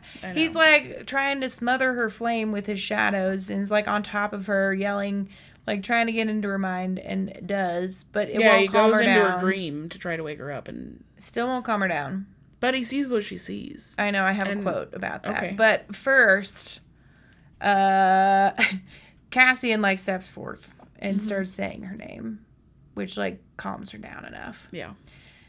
To where Reese doesn't he like put a hand on her or something because he's able to because of Reese's shadows? And he's perhaps, like, Nesta, I love you. I don't know, but his voice like soothes her enough for Reese to like slide in and calm her down in her brain. Yeah. And when he's done, he's like, y'all, destroyed. One, he's like exhausted. He's panting. It was like a lot of effort combating her freaking silver flames. Yeah. And that's what I'm saying. Like, she's a match for Reese. Absolutely. That's kind of crazy and scary. It's a lot. Yeah. But Reese, after this, he's shook. Mm-hmm. He's shooketh. Because he was into the chorus. Because he was up in that brain, and nobody's in that brain. And he says, I saw it. Felt it. Everything that happened within the cauldron. Saw her take its power with her teeth and claws in rage. And I felt what it took from her. Reese rubbed his face and slowly straightened. He met Cassian stare unflinchingly, his eyes full of remorse and agony. Her trauma is... Reese's throat bobbed. I know, Cassian whispered. I guessed, Reese breathed, but it was different to feel it. What is her power? Asriel asked. Death. The fact that she can scare Reese in? Yeah, he furred. He furred to her. I mean, fair. Yeah. Same. It just kind of blows my mind that the effort it took to freaking contain Nesta was like almost more than he could handle. Yeah. And he's so powerful. What the dang heck, dude? I know. It's a big trip. It's wild. I know. That dream, I was like, dang. I know. Yeah, it was about the cauldron coming to find her. Yeah. It's not good. But also, Nesta is really showing that power now. Yeah. Yeah. There's no hiding it. There is no hiding it. It was like anymore. triggered by her fear. Mm-hmm. I guess I feel like a lot of the times that she's invoked her power has been in like times of need. Like either she's trying to scare someone or she's scared herself. For sure. So then the next morning after this crazy ass event of Nesta combusting or something. Busting. Anyway, she wakes up. She does. And like remembers the dream that she had. And remembers having heard Cassian's voice and Reese's voice. And Reese, she says it like was sweeter than he's ever been to her. Yeah. Which I'm like, that's kind of sad that it was in this moment. Reese, get your shit together. Yeah. Why can't you just be nice like that all the time? I know. And he like couldn't give her the benefit of the doubt until he saw it for himself. Yeah. Like the trauma that she's been through. Yeah. Like you can't imagine that being thrown into a cauldron against your will and turned into a fucking fae was traumatic. Yeah. Without seeing it firsthand and feeling it. And watching your fucking sister that you coddle and love more than anything. Yeah. Watching it happen Reese. to her, too. I'm mad at him. I am, too. I'm mad at Reese. Me, too. But she remembers having been lost in the cauldron, and that Cassian's voice, like, drew her out of it. Yeah. And she wakes and sees Cass sleeping on a freaking armchair, just in his undershorts. Sweet baby. I know. She's definitely in love with him. Yeah. No shadow of a freaking doubt, bitch. Come on. Both of them. Come on. It's just, like, it's very sweet. And I feel like she finally has somebody in Cassian who's like more concerned with her well-being than his own even, like, you know, and nobody else has given her that you know, feeling. It's very sweet. But Cass does wake up and he essentially like asks her if she wants to talk about it, and she's like, no, let's not do that. And so they move on with their freaking day and go to training again. And Emery, and she's talking to Emery and Gwen a bit, and I think Emery asks her, like, about it. Yeah, she's like, what happened to you? Yeah, you look rough. You look white as death. Yeah, you're not okay. You're not doing good. And she mentions her nightmare, and they sort of, like, have this bonding moment and camaraderie. Like, Nesta feels understood by them. Even if it's not the same trauma, they're all like, yeah, I understand. Like, I still have nightmares. Gwen tells her, like, sometimes I gotta take a potion. Yeah. A sleeping potion from our healers. And Nesta's like, oh, shit, that's a thing? Give me some. Give me some of that good. Yeah. I love that she has that sense of community with these other damaged women. And they can sort of find strength in each other. Mm-hmm. It's very sweet. But after training, Cassian goes to see Reese, and he's a hot mess. Reese is not okay. He's really distraught. Oh, yeah. He's really full of worry. Yeah. And Cass is like, what's good, brother? What's going on, you don't seem okay. buddy? And Reese tells him that the baby has wings, which is problematic. Yeah. For a number of reasons. I guess when they conceived, Faye was in Illyrian form. Yeah, she had her wings out. I know. And and then, turned back to her normal self afterwards. But apparently high Fae females don't have, like, their hips or their pelvis is not prepared to birth a winged baby. Which makes sense. Yeah. But Illyrians have the anatomy to, like, do it safely. Yeah. And Cassie's like, well, shit, can't you just turn back into an Illyrian? No, it's too scary and dangerous. Maja has told her that she can't shapeshift anymore. She can't even change the color of her hair. Yeah. Until she's not pregnant. Because it might hurt the babe. Could hurt the baby. And, of course, it's all a big worry. Yeah. Most high Fae females who give birth to Illyrian babies end up dying. Mm-hmm. Like, most all of them. Yep. And Cass says they've tried cutting babies out. That doesn't work. It's a problem. But anyway, Az comes into, he clearly already knows. And he's like, people are going to start noticing that Faye's pregnant soon. Yeah. And Tamlin might find out. Yeah. And that's going to be a problem. Yeah. Like, Reese is like, how dare... He gets all grumpy about having mentioned Tamlin. Yeah. But, Az suggests that they have Lucian go. Mm-hmm. Like, keep an eye on Tampon. Yeah, make sure Tampon doesn't do any weird shit upon the news. Yeah. Yeah, I think Cass or someone is like, I'm not babysitting Tamlin. They're like, why not send Lulu? Yeah. He hasn't been around. We haven't heard from Lucian in a while. Nope. He's with the freaking band of exiles. Yeah. Being exiles. Mm-hmm. Turd. But before Cass leaves... I kind of miss Lucian. I know. I wonder if we're going to get more of him. I feel like we gotta. Eventually. I hope so. Perhaps. What? A conversation for right now, Sarah. Oh. We can talk about it later. Okay. We're going to forget, but it sounds good. Probably. On most podcast episodes while I'm listening through, we say, like, let's talk about that. And they're like, what? Oh. I guess I could just talk about it. Sure. I read somewhere that, and I don't know how true this is because the internet. Yeah. I read somewhere that the next book is going to be a Tamlin book. Tamlin's POV. Yeah. I know. I've seen this too. Yeah. And there was like a cover. I think somebody probably made it, but in a title. I saw a cover also that was absolutely an April Fool's joke. Yeah. So maybe that's what I'm seeing. Yeah. But I do know it's scheduled to come out next year. Yeah. But I hope it's not Tamlin. I think that now that you said that, I'm remembering more about what I read, and I think it's actually confirmed. It was, like, Sarah J. Maas confirmed next book is Tamlin. Yeah. Why? I thought for sure it was going to be Elaine. I mean, she's probably going to make a bunch of them. What if? What? What if? What if? What if? Elaine and Tamlin. No. What if? What the hell would bring them together? I don't know. Especially considering Lucian's mating bond with Elaine. Oh, yeah. I forgot about Lucian. I don't know. And what about Asriel and Elaine? I know. Anyway, we're getting really off topic. We are. Sorry. But before I Cass... knew that was going to happen. That's okay. It's fine, because I also wanted to talk about it a little bit, because I saw that, and I was like, what? No. Anywho. Yeah. Before Cass leaves, he, like, pulls Reese up, and he's like, we're going to fight. Burn out some energy. Come spar with me. Yeah. So he gets back to the house wind, and he's all bloodied up. He's rough. Battered. Yeah. And he's stressed. Yeah. And is this when he tries to, like, fuck Nesta? He's like, hey, baby. Close. Essentially. Well, he tells her about the wings. Yeah. And then he's like, don't say anything to Feyre. Because apparently Feyre doesn't know the, like, weight of what actually that means for her. Why are you not telling her? Okay. Excuse me. Yeah. This whole time, Rhys has been like, it's all about you and your choices, but I'm going to keep this huge thing that could kill you away from you. Yeah, I don't understand why he wouldn't tell her. I'm so mad at him in this book. I think that, because Cassie and Nesta go on to talk about it, and she's like, okay, but what about, like, the other winged fae? Yeah. Because there's the Peregrine and the Seraphim and whatever, and he's like, well, Rhys is going to talk to all of them. Yeah. So I feel like Rhys is just trying to gather as much information as he can before he talks to Feyre about it, but I'm like, why? That's still, it's her body, again. Like, you need to warn her. I don't like it. I doubt that Feyre would be like, oh, well, we gotta get rid of it.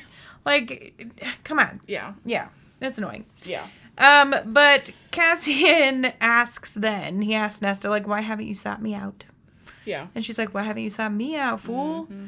And they have this back and forth, and starts teasing him. Nesta does. Mm-hmm. And she, like, gets close. I think she's giving him, like, touches and stuff. Yeah. But then she's like, we gotta wait till you've healed. I can't do this while you look like that. You're disgusting. Which I think more the reason is because she wants to be successful at scrying before she, like, gives fully to him. Yeah. But yeah, she brushes him off, like, you gotta heal up. Yeah. And he, like, kind of laughs about it, and they're both, like, you know, saucy. Yeah. But then, Nestian Nestian, that's their ship name. I mean, Kesta. No, don't like that one. They go down to the river house. Yeah. So Nesta can try scrying again. Yeah, and Cassian, everyone's there. Yeah. He's like, if you're going to do it, I want Rhys and Feyre and Amryn to be there. Yeah. She's like, all right, fine. I guess. Whatever. I guess Rhys kind of saved me from my nightmares. I guess. Well, I can make an exception this one time. But they go down. And when they get there, Rhys, like, automatically knows that Nesta knows about the baby's wings. Mm-hmm. And, like, gives her a look, and she lets him into her mind and says, you know, I'm not going to say anything to Feyre. Yeah. And he says, thank you. Mm-hmm. Why are you making me so mad, Rhys? I never thought the day would come. I would absolutely say something. About the wings? Yeah. Somebody's got to do it. I wish he would just freaking tell her. Like, I am surprised that Masha didn't tell her. I feel like your doctor's got to be up front with you. Yeah, really. Yeah. But anyway, Nesta in this... Nesta. She worries about Elaine's safety. She's, like, concerned that scrying, again, as we've mentioned, is going to essentially make what happened before happen again. Mm-hmm. And Rhys and Feyre, like, convince her that Elaine's safe. They're like, we've warded her. Nobody's coming. All of us are here. It's okay. And convince Nessie to get at it. Yeah. And before she gets started, Cassian's, like, up close to her. He stands right behind her. And I have a quote. I do, too. Is it page 340? Yeah. It's the same for sure. Cassian's warmth seeped into her side, his wings rustling near her back. She let that warmth, that rustle anchor her. He had come to save her from her nightmare, had stayed with her while she slept, had guarded her and fought for her. He would let no harm come to her now. No harm, no harm, no harm. This is what she's chanting in her mind, trying to clear it. What had been an endless spiral of thoughts vanished. A gaping hole yawned open in her mind. No harm, no harm, no harm. Nesta eased into that darkness as if slowly submerging herself in a pool. Cassian's arm brushed hers, and she let that anchor her too, a lifeline out. She took his hand with her free one and interlaced their fingers. Let the touch ground her as she allowed the last of her mind to slip beneath the black surface. And then nothing. So Cassian's like her freaking lifeline right now, which is very sweet. She feels the most comfortable with him. And she freaking goes into the cauldron, darkness. Yeah, and she's looking specifically for the mask. Yeah. Why they chose the mask first, I don't know. I know, that's an interesting choice. I mean, any of them would have been an interesting choice. Yeah, they didn't have a reason, I guess. Yeah. But yeah, she's lost in the darkness. She's like, where's the mask? She keeps asking. And suddenly the room starts, like, freezing. Nesta is freezing, like, getting covered with ice. And Feyre's like, wherever she is, it's dangerous. Where the hell's she going? Yeah. Wherever it is, it's freaking dangerous as heck. Yeah. We gotta get her out of that. As heckin'. And they're trying to, like, yell at her, telling her to open her hand. Like, drop the freaking stones and the bones. Yeah. And she won't. And both Rhys and Feyre cannot get into her mind. Yeah. Because she's blocked everybody out to keep them safe. Well, and I think she, like, threw up the walls to keep herself safe, too. But she didn't realize that in doing that, no one could go in there and get her. Like, well, I think it was an intentional move on her end to ensure that, like, whatever she sees through this scrying would not see her surroundings and, like, be able to make its way out. yeah. You know? I don't know, though. Last time she scryed, Feyre was able to hop in and help her. But this time she can't. And neither can Rhys. Yeah. But then Cassian is the one to get her out. It's a lot. There's, like, a whole lot of him moving his tongue around her frozen mouth and thawing it out. It's all iced creepy. over. I know, it's a lot. It's wild. But he goes in and gives her this deep kiss. Yeah.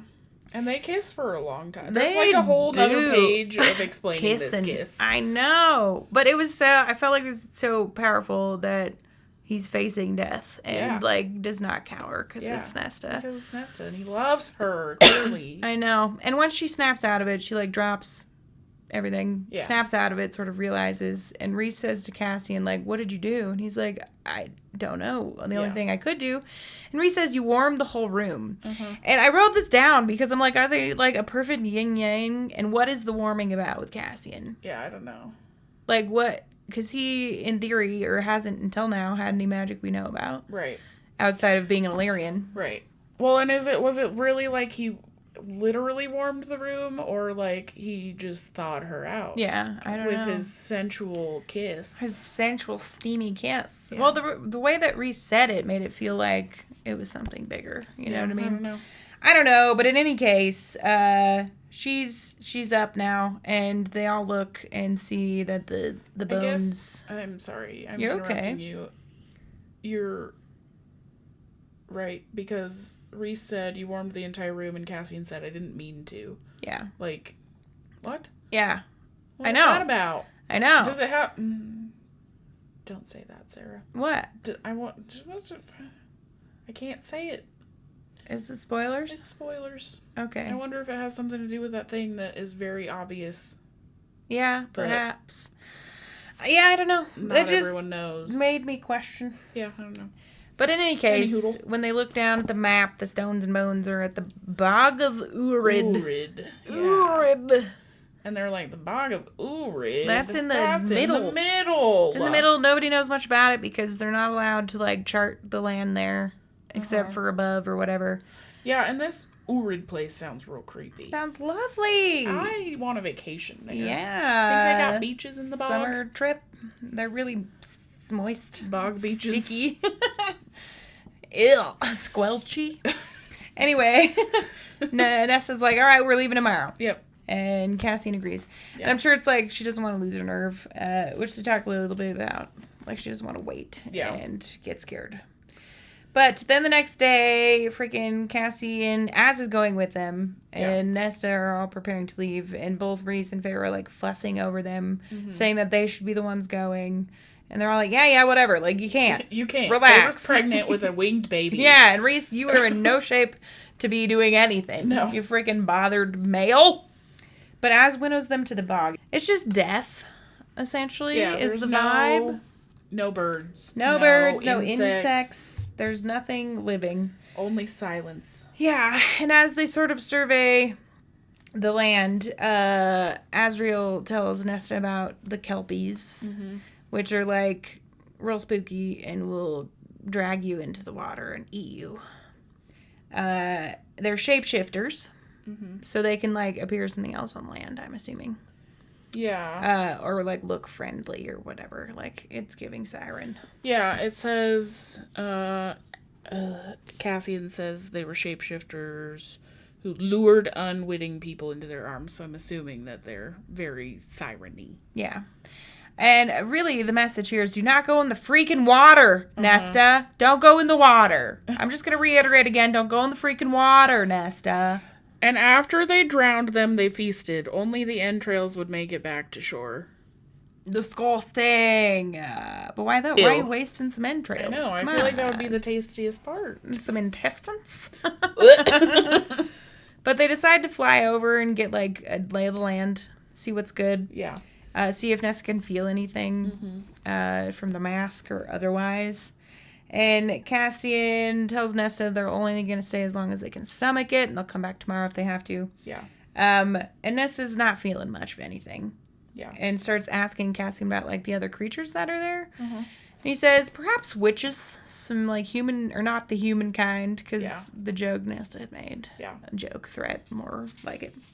And then he goes on to say that there's light singers, which lure you as a friendly face and then show their true form. And they just kill for sport. They're not even eating you. Yeah. But there's a lot of spooky things afoot.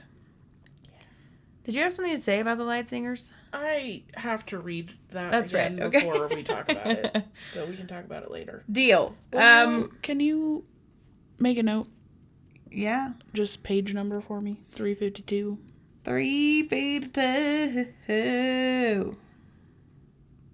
Thank you. Yes. But then Nesta suddenly feels something is wrong. Well, don't they, They like go into a fog or mist, and Cassian flies higher to get out of it. Oh, she does sense something. And- Something is here. Yeah. Nesta senses something and gets nervous, and when Cassian turns around, they realize Az is gone. Yeah, he, like, turns around to signal to Az Yeah, that they need to that they need to drop check below some the shit out. mist and Yeah. figure out what's good. But Az is gone. gone. That's not Ooh, good. Shit. So Cassie and Nesta start flying back, Yeah. and like, Cassian's yelling. yeah. Azrael! Buddy! Buddy! Where you at, bud? And they see like They a see some flicker siphon of his flickering. siphons. Yeah. And when they get a peek, he's surrounded by friggin' a dozen Autumn soldiers. Yep. They must be the missing ones. They've got to be the missing ones. What the heck are they doing there?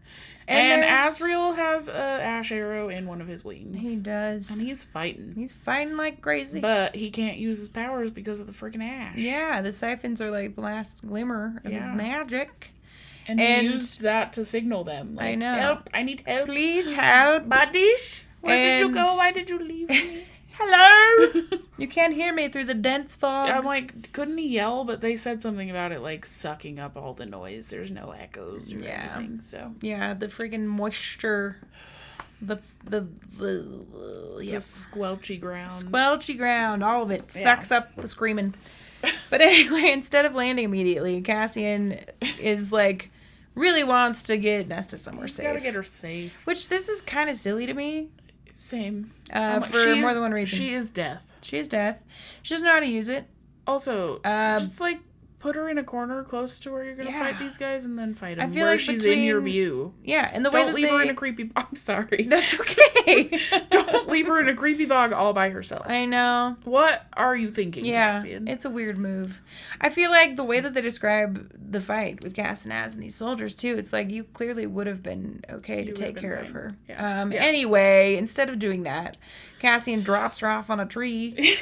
Yeah, she's like, why are we turning around? You need to go. We need to go help him. And he's like, you're not going to go. And she's like, well, then you need to go. Yeah. Put me in that tree. And Yeah. he's like, all right, good idea. Yeah, bet.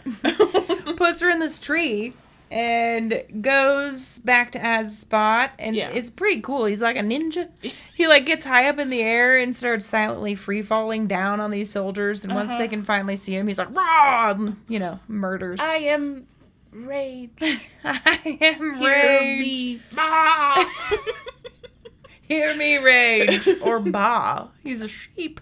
That's what you said. Well, He you're went down not there and wrong. You're not As soon wrong. as they could see Okay. him, he went, bah. Well, Bah. bah. I mean, a sheep in a bog? Come on. Come on. Totally makes sense. Yeah.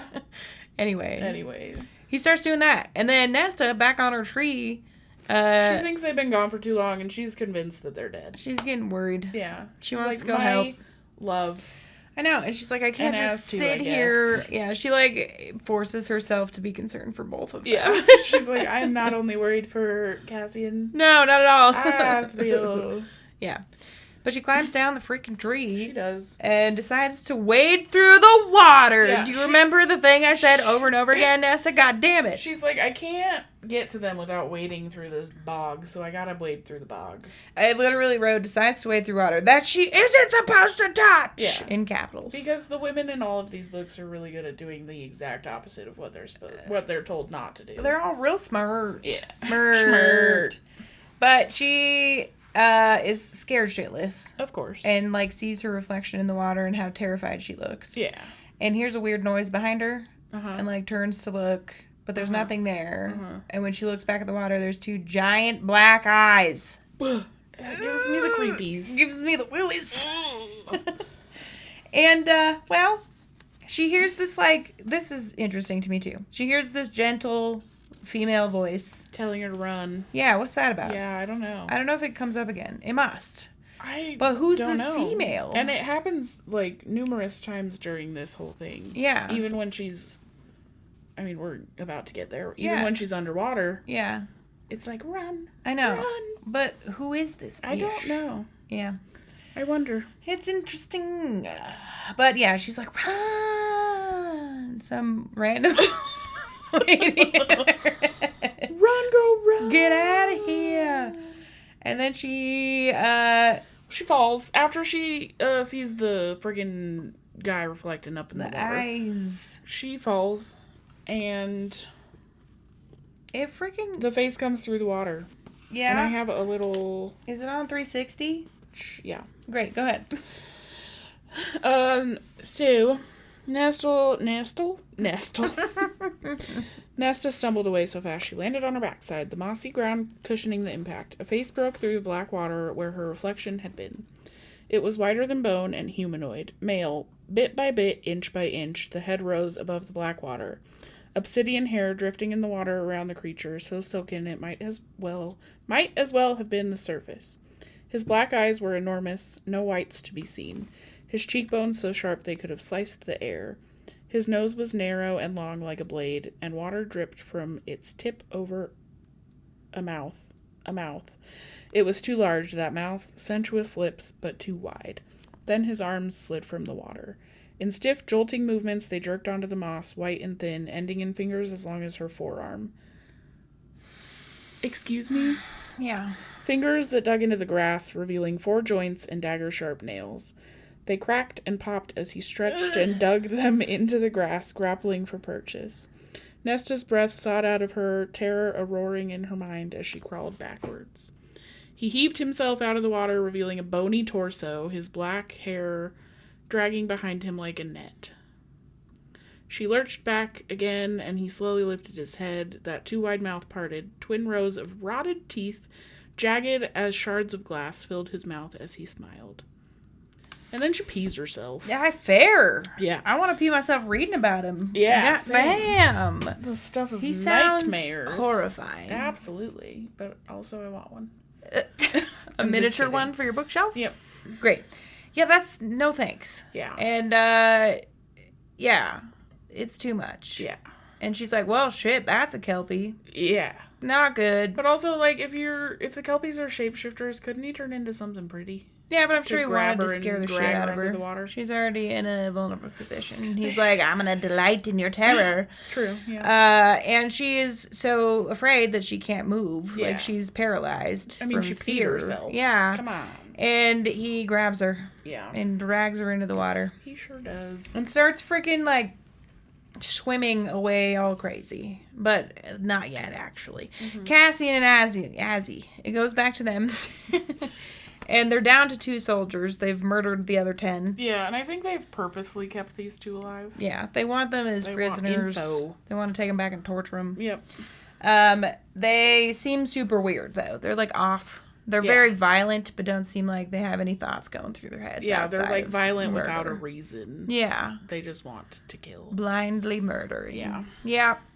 And then Cassian is suddenly aware that he left Nesta somewhere. He's like, oh shit, Nesta. Yeah, he seems to like remember. And I'm like, okay. I mean, I guess he wasn't, murdering people, but I guess. I guess that's a distraction. That's fair enough. Yeah. But he suddenly leaves, and although he has a hole in his wing, like he pulled the arrow out, but he's still bleeding. Yeah. Follows him anyway.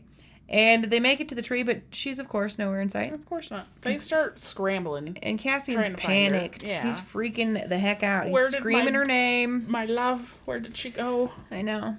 And it pops back to Nesta, who is underwater, being dragged quickly through the water. Yeah. And starts remembering that Cassian, armed the shit out of her before they left. Yeah. She's got daggers all over her body, which very much is giving me Violet in her armor. Same. But she stabs at him. She goes to stab at the Kelpie's hand. Yeah. And doesn't she cut him, but he's unaffected? He gets pissed. Oh, he's mad. Okay. I mean, he stops and pulls her to him and puts his nasty mouth all over her. Oh yeah. Yeah. And this whole time that he's dragging her through the water, he's breathing into her mouth every once in a while. Not yet. This is the first time. After she stabs him, he gets pissed. She's about to pass out. She doesn't have air when she decides to attack. But then yes, he stops and gives her a nice kiss of Kelpie air. Yeah. And she's like, "How can you do that?" She thinks about that and also is disgusted. Absolutely. But it throws her on the bottom of this freaking water and disarms her. It takes all of her weapons off her body, gives her a breath of air, grabs her by the wrist and keeps going. Yeah. And gives her another air here and there. Mm-hmm. And then Nesta's like, dude, she starts calling to her power. Yeah, she's trying to reach for her power. Yeah. And she thinks she sees it. Which I'm like, has it ever presented like that before, Nesta? I feel like it had to have. I feel like she's always described it as a gold thing that she could see. What? I feel like I remember seeing things about that. I don't remember that at all. I might be crazy. I don't know. I feel like she's always just described it as a dark rolling power in her veins. I don't know. Anyway. It doesn't matter. Something comes flying. She sees this little gold thing and she's like, it's coming for me. Woo! My power's on its way. It's not her power, y'all. No, it's dude. It's the freaking mask. It's the mask. And she has it in her hands. Yeah. And she's like, what I'm should I do desperate with this? as shit. And slaps it on her face. Slams it on her face before the freaking Kelpie can stop her. Yeah. And it takes away all her pain. She doesn't have to breathe. Mm-hmm. She doesn't need anything. She's just in this void of emotion. Mm-hmm. But the mask bends to her will. Yeah. And what starts happening, Sarah? Well, the Kelpie drops her first. Yeah. He's like, what the dang heck? Yeah. Turns around. Yeah, and then the friggin' bodies that are in the bottom of this bog, because remember, this is where people, dump their bodies. Yeah. All the bodies that they own. Yeah, apparently it's a graveyard. Sacrificial or, burial site, even though it's in the water. Yeah. Not burying them. Yeah. But these bodies all start to come to life. Yeah, I have a small quote real fast. Okay. It's on page 369, and it's as she starts summoning the dead. Yeah. Nesta's like, though she had fought back against Thomas, against the Cauldron, against the King of Hybern, they had all happened to her. She had survived, but she had been helpless and afraid. Not today. Today, she would happen to him. Mm-hmm. And I was like, yes, Queen, you will. Yes. So she starts summoning all these dead dudes. She does. And they start attacking the Kelpie for her. Yeah. They're going to Flame Town. Do not kill my master. Yeah, because they just are there because of her will. Yeah. And so it then hops back to Cassian, who is wading through the water, screaming her name. He's up to his chest. Mm-hmm.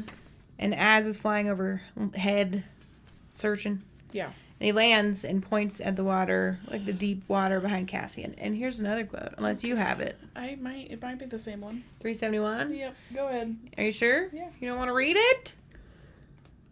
Okay. 371. Then the spears broke the surface. Like a forest rising from the water, spear after spear after spear appeared. Then the helmets, dripping water, some rusted, some shining as if freshly forged, and beneath those helmets, skulls. Mother, save us, Azrael whispered, and it was undiluted terror, not awe, hushing his voice as the dead rose from Urid's depths. A line of them, a legion, some mere collections of upright bones, jaws hanging and eyes unseeing, some half-preserved, decaying flesh flapping over exposed ribs. Judging by their fine armor, they were warriors and kings and princesses and lords. Princesses? Princess. They rose from the water, standing in the shallows near the thorny island, and as that golden light broke the surface before them, the dead knelt. Every word emptied from Cassian's head as Nesta too emerged from the water, as if lifted on a pillar from beneath. A golden mask sat upon her face, primitive but embossed with whorls and patterns so ancient they'd lost all meaning. Water sluiced down her clothes. Her hair had been ripped from its braid, and in her hand, clenched there, a kelpie's head dangled by its sheet of black hair, torn up face, frozen in a scream, exactly as the King of Hybern's head had hung from her hand. Only Silverfire burned behind the eyes of the mask. Yeah, I should have ended there. But, yeah, Nesta is wild. Yeah. And it's very, like, symbolic. She slew the Kelpie in a similar manner, or at least took its head as a trophy. Yeah. Yeah, I feel like the other bodies killed it for her. She just took its head. Yeah. And Cassian and Naz are both like, oh, shit, and bow to her. Yeah.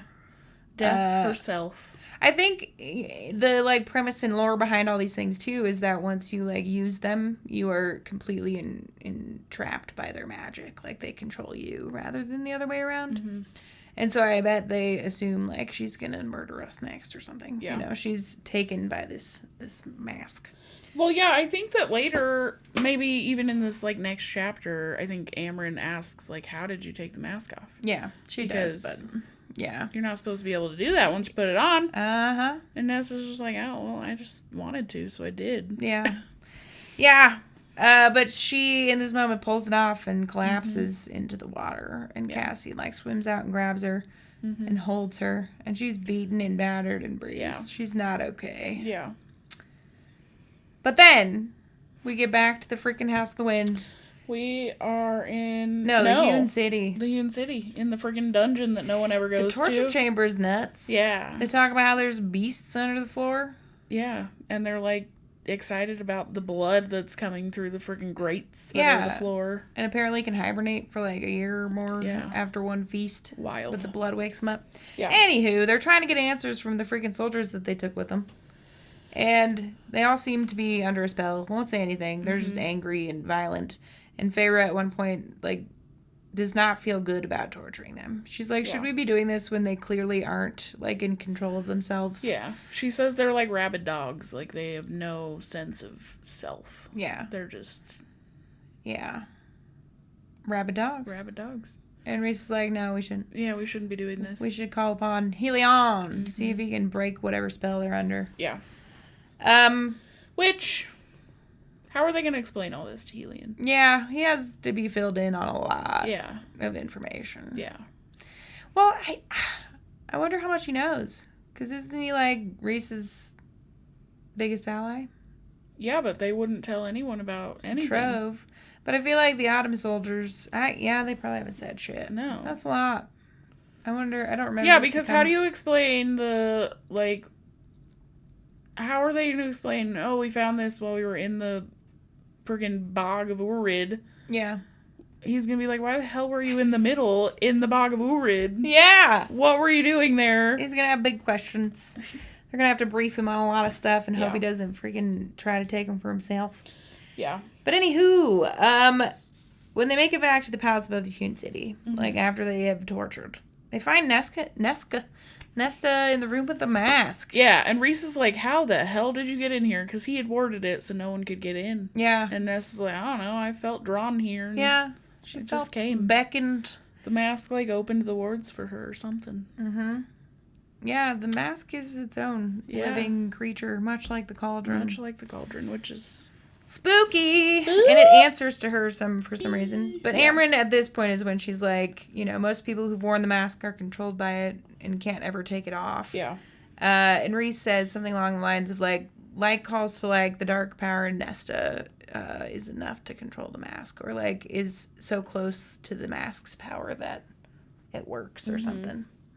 Yeah, and Amren, when she was saying, like, you're lucky to have been able to take it off, also said that anyone who's worn it in the past had to be beheaded to have the mask removed. Nice. So I'm glad they didn't have to behead Nesta. I know.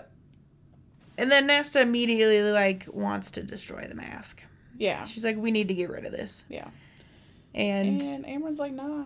They say... We can't do that. Yeah. And Feyre, like, speculates that if Nesta were to ward it, then it would work because their magics seem to be similar. And that they'll teach her... Rhys and her will teach her how to do it. Since apparently Rhys can't freaking contain it, at least from Nesta. Yeah. Yeah, but Nesta's like, but I'm the one that needs to be protected from it. Like, because she's so drawn to it, she's afraid of it. Mm-hmm. And she's like, I can't ward it from myself. Yeah, she doesn't tell them that, but she, like, thinks about that a little later on. And I'm like, very fair. She's, like, drawn to the emptiness it makes her feel. Yeah. Like, she lost all thought. She was just, you know, existing. And fair when you've been through so much shit and they're struggling with it. Mm-hmm. But then Rhys asks Nesta to show him what happened. Yeah. And so she does. And because she had mentioned, like, the Kelpie spoke ancient in a language that she didn't know, And once Rhys gets it, he shows it to Amren and is like, can you translate this shit? And she can. On page 380. I don't know if you want to read it. Yeah, I could read it. Okay. Well, Rhys is like, I could only pick up every other word, and Amren's like, I got you. Yeah. Amren said that he said, are you my sacrifice, sweet flesh? How pale and young you are. Tell me, are they resuming the sacrifices to the waters once more?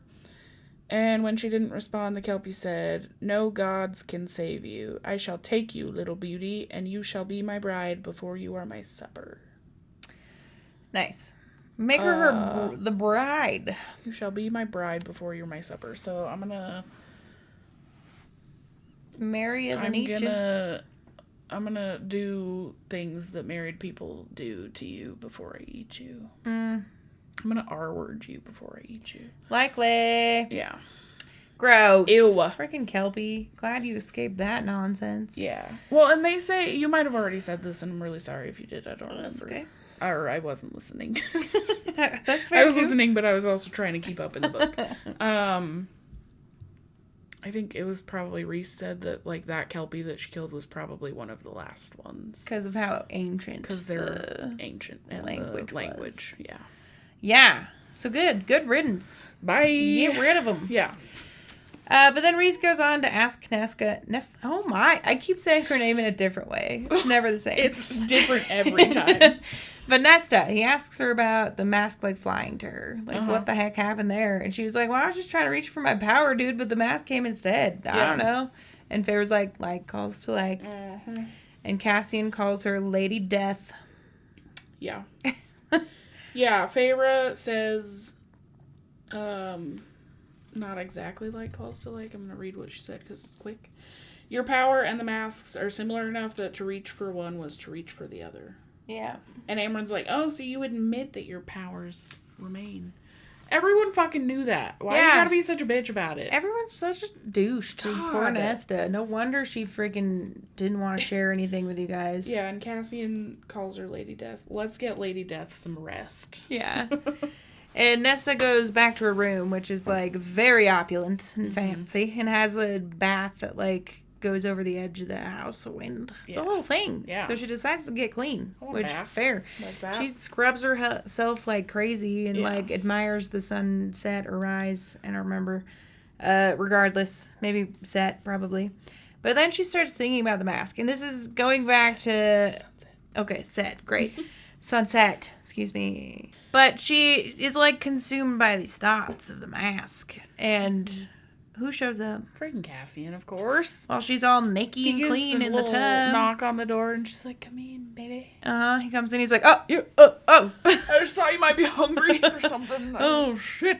But as soon as he comes in, all of the, like, despair that she's feeling surrounding her draw to the mask disappears. Yeah, like of course it does. I mean. Look at him. Look at him. I wish I could. Him. I wish I could. But she invites him to take a bath with her. Yeah. And when he doesn't... He tries to leave, and she's like, wait a second. You want to join? Come on. Hop in. The water's fine. He's like, you're injured. She's like, I'm fine. Everything's fine. It's fine. I'm fine. Shh. Come here, baby. And he won't. He's just standing there all hesitantly. Yeah. And so she gets out naked as hell. Yep, she goes to dripping water. Look at me in my nakedness. I was going to say nipples, but her nipples are covered in her hair, so. Not quite. You can still see them. Well, they're poking through. They're poking. The cool breeze. Definitely not the arousal not the from arousal, Cassian. for sure. But then Nesta says, it's just sex as she's coming towards him. And Cassian seems upset by this. He has a moment where he's like, gives her a look. And he's like, yeah, just sex. And then banging. That's all I wrote next. And then banging. Yeah. And then I'll have one little quote from here real quick. Okay.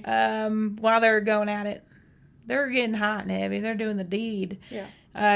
Nesta thinks a conquering warrior god. He had called her lady death, and he was her sword.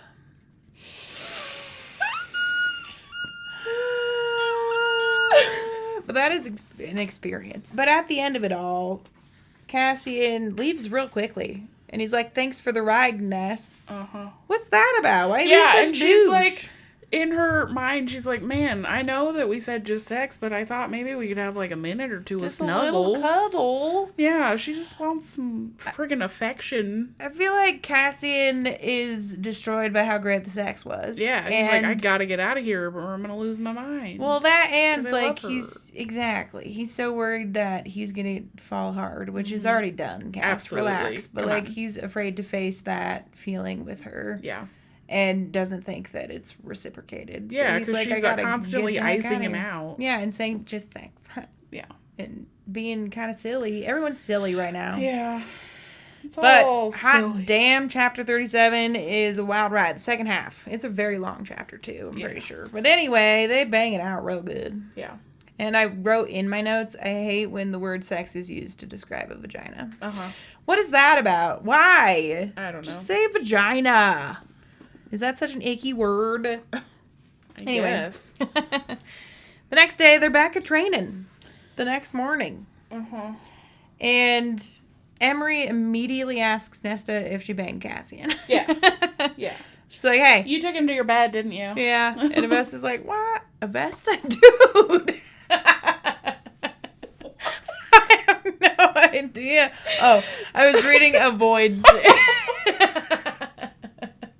I'm like, that one wasn't even close to right. Dude, apparently Nesta's name does not exist in my brain. Avesta.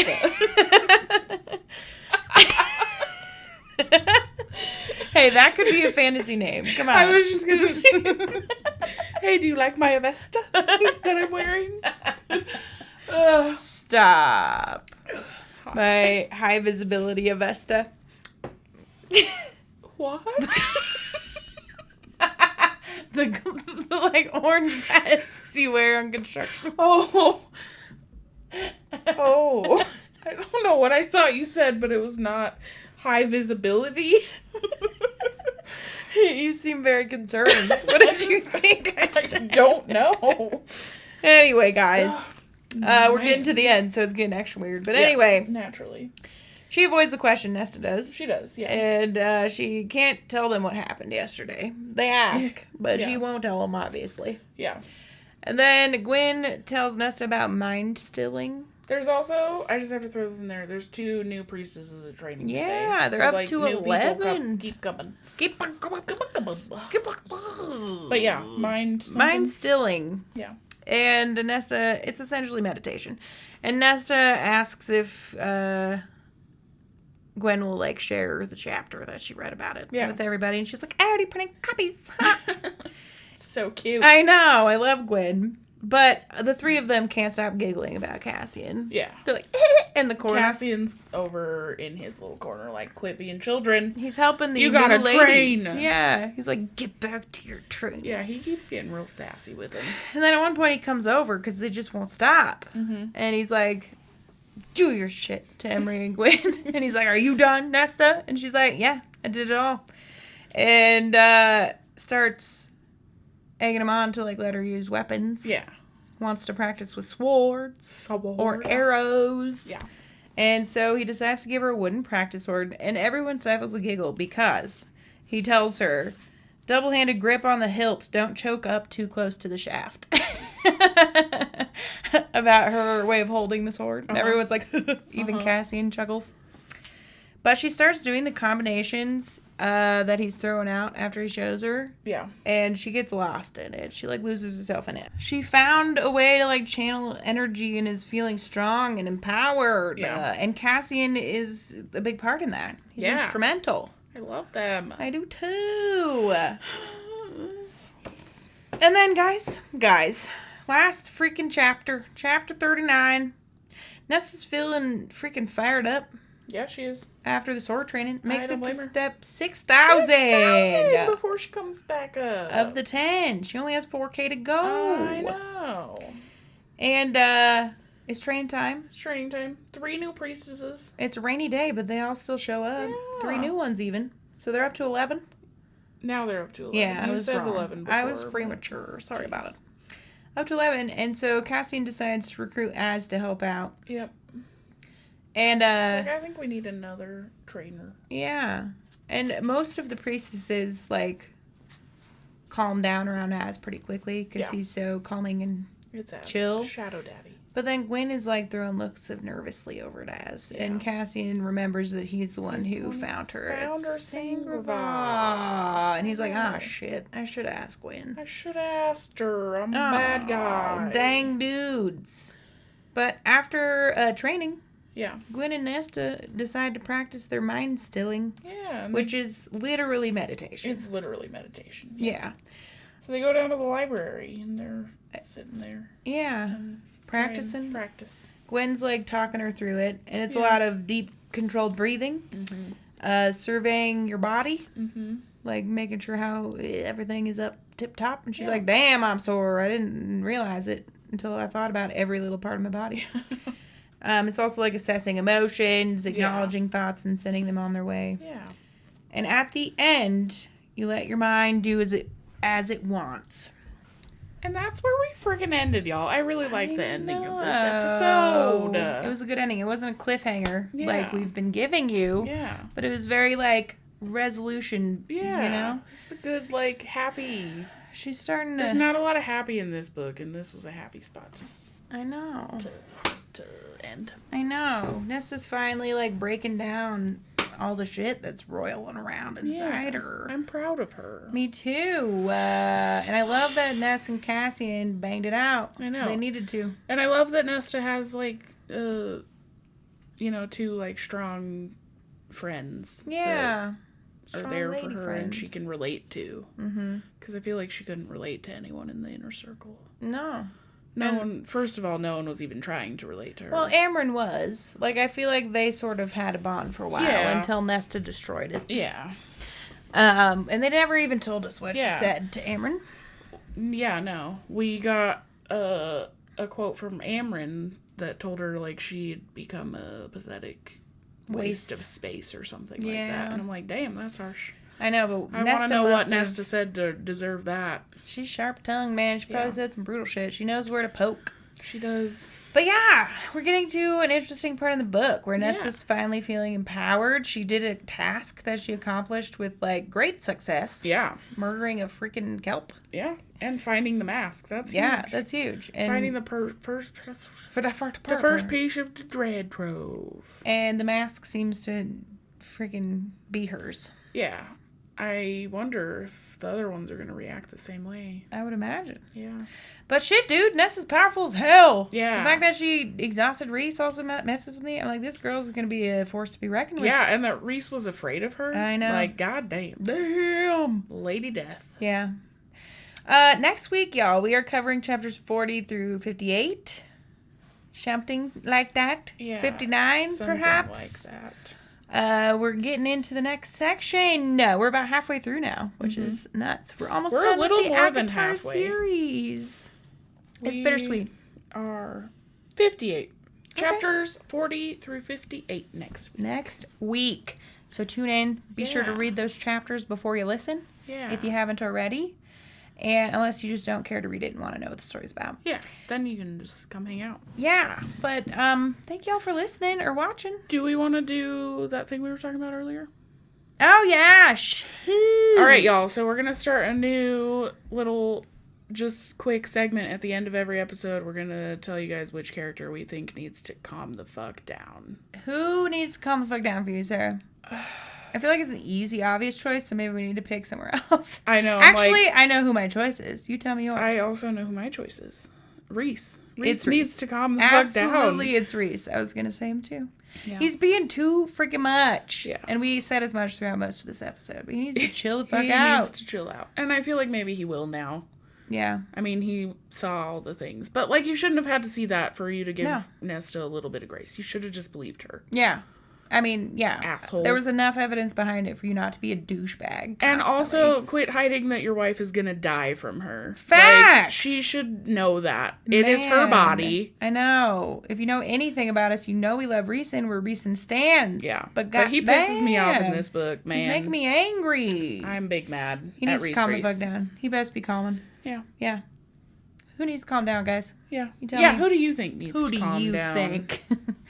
But again, thank you so much for listening or watching. If you're on YouTube, we appreciate you all. Yes. Please subscribe or follow on whatever platform you're doing the things on. Yes. Leave some comments if you're on YouTube.